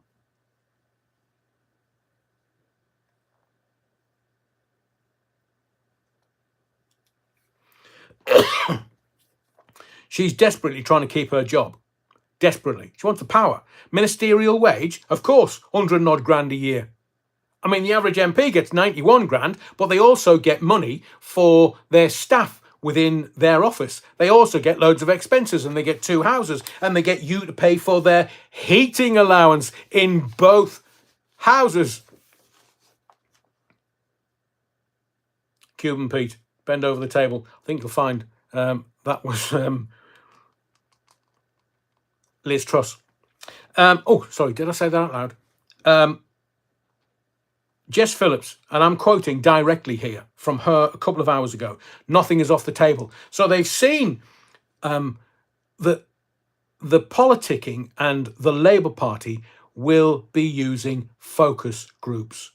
And the focus groups will be telling them that this is so massive and there's so many people in the country upset, they're going to have to do something sharp, quick, PDQ.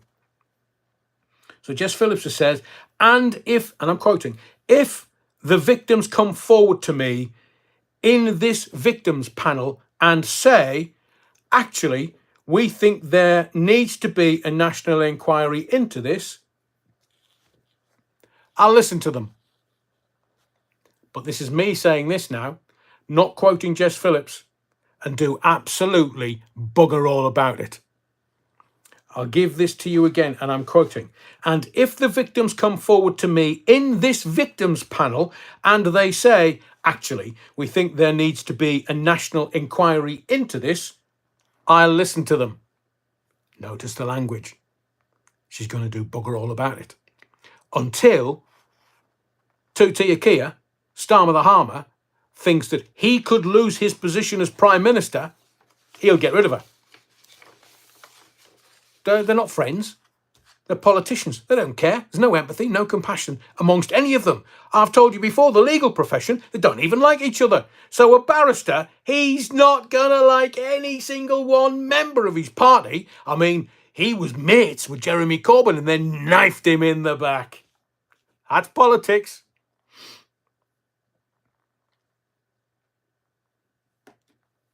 So you see what Elon Musk has been able to do, because he owns X, he can do whatever he wants with it. Richest man in the world. What Elon Musk has done is he's ripped the veil of deceit off one of Britain's most disgusting scandals. And we've had a few. All right, Tories have been shagging, Labour, it's all about the money. But literally, this is the biggest thing to happen in this country because there's so many victims. So Jess Phillips, protecting women and girls. She's the Minister for Women and Girls and doesn't care. She's gone. She's gone. So the J inquiry took 7 years. There's sort of mixed views. And I don't know whether you have any ideas that you want to put in the comments, but there's mixed views here. What is known, it's like we know what we know. And what we know is that there needs to be action. They can't get round this. And this is not, so the news cycle is gone within 12 hours and people will do stuff and other stuff will happen. That won't happen.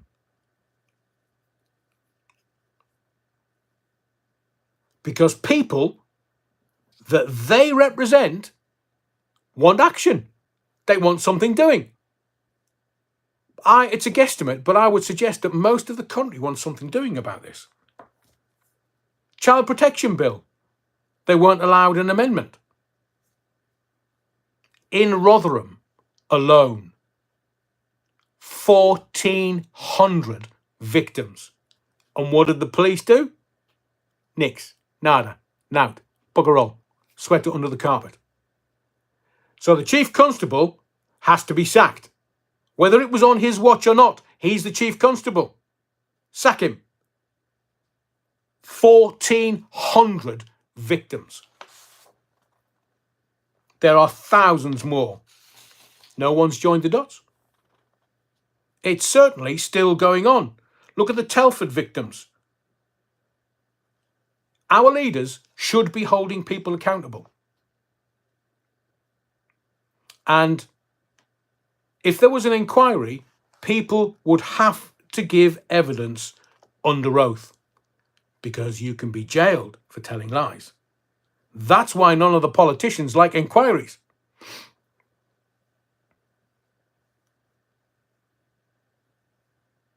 Starmer's making it about the Tories. Did you watch the 3 million vote poll for a general election? I watched that on Monday for a couple of hours. And literally, Labour were pointing the fingers at the Tories. Tories were pointing the finger at Labour. And there was only Nigel Farage that stood up and went, lads, you're getting it all wrong. The people are not at home are not stupid. They're watching this thinking, that's old politics. Thank you, Rich. Old politics.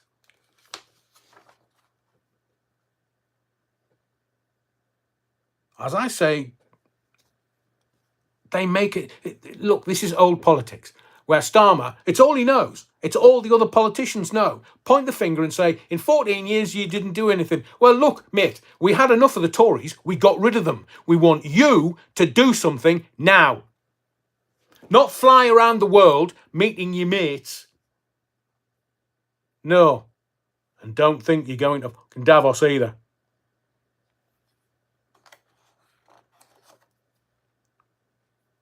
Starmer said today, look, if we do another inquest, it could be 2031. What do you care? You don't care at all.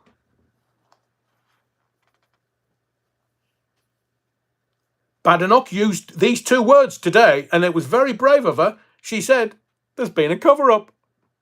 But the parasite classes are covering it all up because this is so big. It's so scary. They know that they will lose power. They know that they're gone. They know that if the public find out the true scale of what has happened with these girls, these children, then the political classes will be eviscerated. There'll only be Nigel left standing. And obviously Andrew take the bruv party. So question that readily trips off my lips is, what's Starmer covering up? Now, I can't talk about a certain thing that happened in the north because that process of law has to take its place and has to be seen to be done. But Starmer could be done because it's not necessarily against the law or not against the law. Yes, there's the political will, but you've got the people looking at these parasites, and the people will say no more. And if you lose the will of the people, as I say, it is policing by permission. It's not the police. The police uphold the law. They don't enforce the law, and they police by permission of the people, by the will of the people. And when you've got two Tia Kia getting people arrested, the cops know. They know. But they can't have a career because those above them are wokerati, and the people go, oh, just leave that be. No, you don't want to get involved in that. So what is Starmer hiding? Kemi Badenoch, again, used the racism word today at PMQs. She was lobbing bombs left, right and centre because you know that a month or two or three, if anything kicks off and they start pointing the finger and calling us Islamophobic or racist, then Badenoch will turn around and say, I asked you that in January.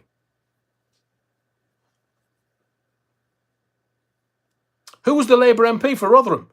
We need to out these clowns.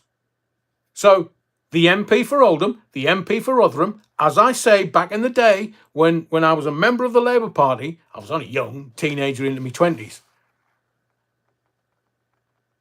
The Red Wall was the north of England. It was the heavy industry areas. It was Sunderland and Newcastle, the shipbuilding areas. It was the smoggies down in Middlesbrough who would, had ICI and some of the heavy chemical industries. Everyone in the northeast voted Labour. The Tories could never get in anywhere other than maybe the odd one or two posh places where the Conservatives were, rattling their pearls and jewellery. He said today, Starmer said, when I was chief prosecutor, mate, Halloween shite. It's the only thing you've got. When I was a director of public prosecutions, my record speaks for itself. Yeah, Savile, file 13. Oh, no. I didn't know. I didn't. Oh, yes, you bloody did. And if he was director of public prosecutions from 2008 to 2014, and the story broke in 2011, he was director of public prosecutions when the story broke, and he did nothing. Nothing. Absolutely bugger all.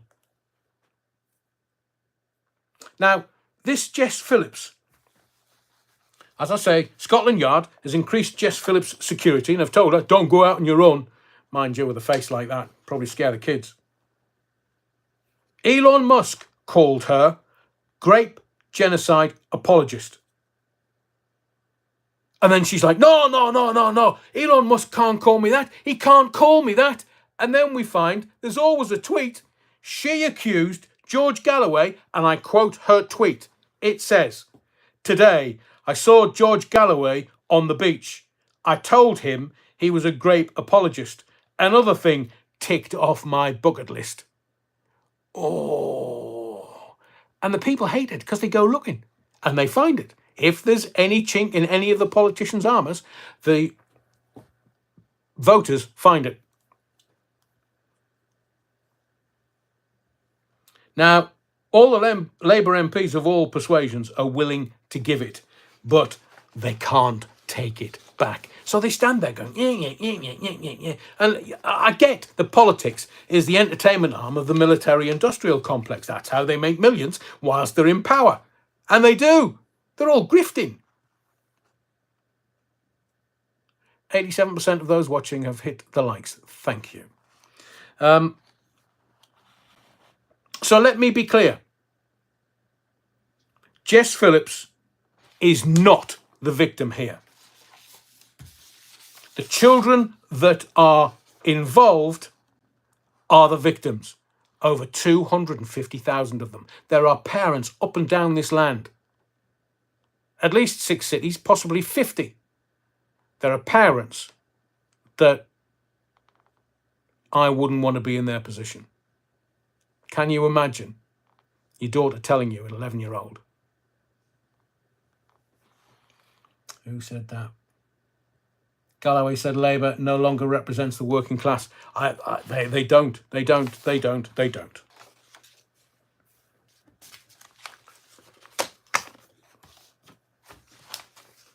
Couple of things before I go. Keep your eye on what is happening.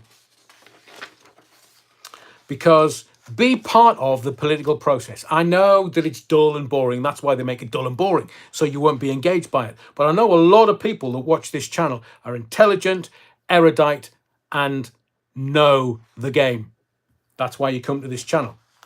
And please spread the word, because I'm not going anywhere. Please spread the word. If you think there's somebody that either thinks like us or wants answers to what's going on, please let them know about the channel. Lives, Sunday and Wednesday, 8 p.m. But let me tell you about the Labour Party.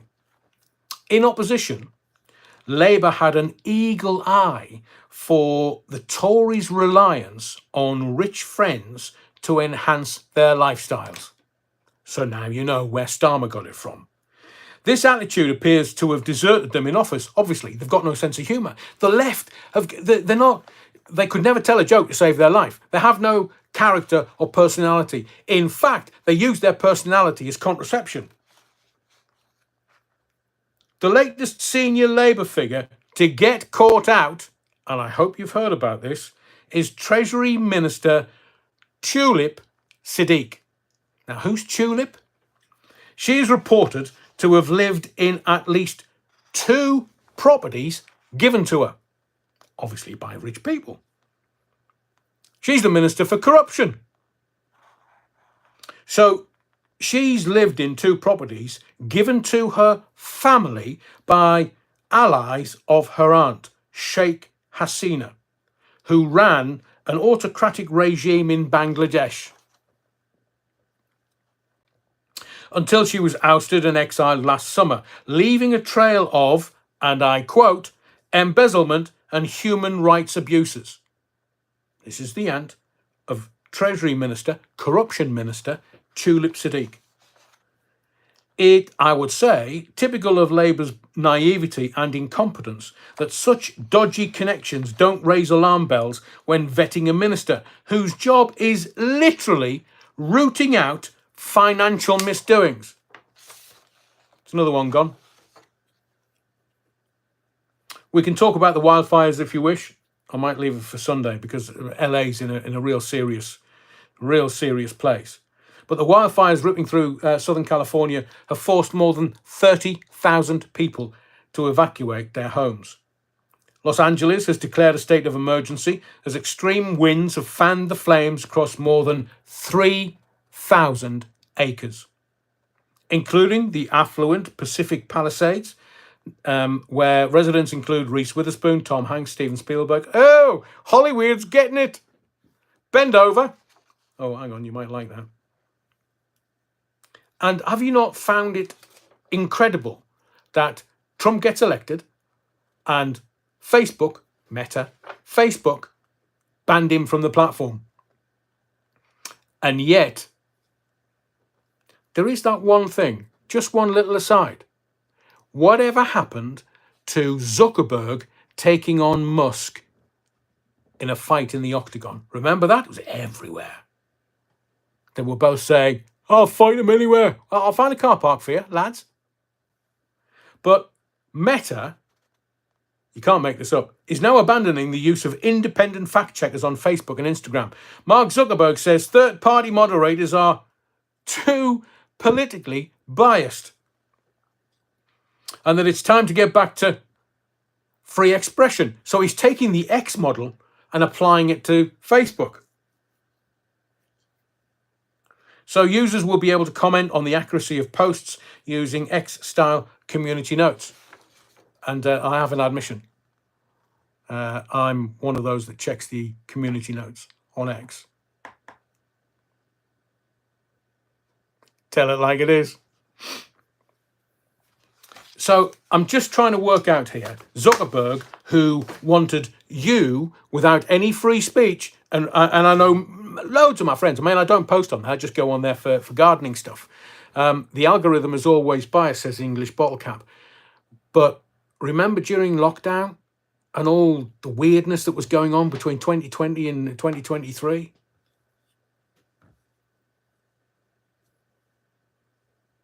So you can't post anything because the fact checkers say that you're wrong. And I posted something on Facebook ages ago, like 2020, 2021.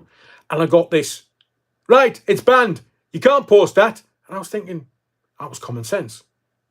No, you've got to take the jibber jabber. You can't do that. And now they're going the same route as X after Mark Zuckerberg had a meeting with the Donald. So what has Donald Trump told Mark Zuckerberg? Is he going to ban him? Was he going to ban it? Meta? They're all in trouble because they all were left-leaning during President Poopy Pants's term as president. And now that the Donald's come in and the Donald knows what he's doing, he's got Truth Social.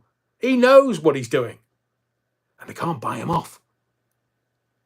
And they banned him from the platform. And now Zuckerberg's come out with a perm. Forgive my French, but fuck me, Mark Zuckerberg and that perm. Who told you that was cool? Went out in the 80s. Thank you, Ray. Really appreciate your kind words. So Zuckerberg has had to do a 180. Zuckerberg took adrenochrome, and went to Epstein Island. Is he on the flight list? Oh, do you know? Thank you for that. Here's the bing light bulb moment going on. So, what if the Donald knows everybody that was on Epstein's list? And he's using Epstein's list to do exactly the same thing to all those people's on Epstein's list that Epstein was going to do to them. Make sure that they do as they're told. Oi, oi, oi. Bingo. Because Facebook's too big. It's worth billions and billions and billions. Zuckerberg is a billionaire. Why would he do a 180? Because the Donald knows. Same as Starmer, same as Phillips, same as Rachel from accounts. The CIA will be... Oh, thought Nick Clegg walking away from Meta quietly, no PR announcements. Yeah, but you know who they've hired in Nick Clegg's place? Zuckerberg's an MMA fan. God, I was going to be clever there and say the head of the UFC. God, his name's gone out of my head. That's because I'm tired.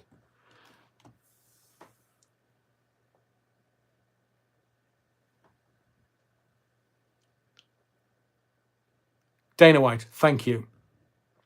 So Dana White has replaced Nick Clegg. But here's the thing. There's no PR announcement because Nick Clegg has been paid off and he will have had to sign an NDA to get, I don't know what, just arbitrary figure. It might be, might not be, but he might have been on £1 million a year. And they'll have said to him, look, we'll give you £1 million, sign the NDA, do not speak about this or do not join another platform or any other social media for the next 12 months. All right, give me the money. Brilliant. I'm off on holiday. Dana White's taking his place. Dana White's sharp.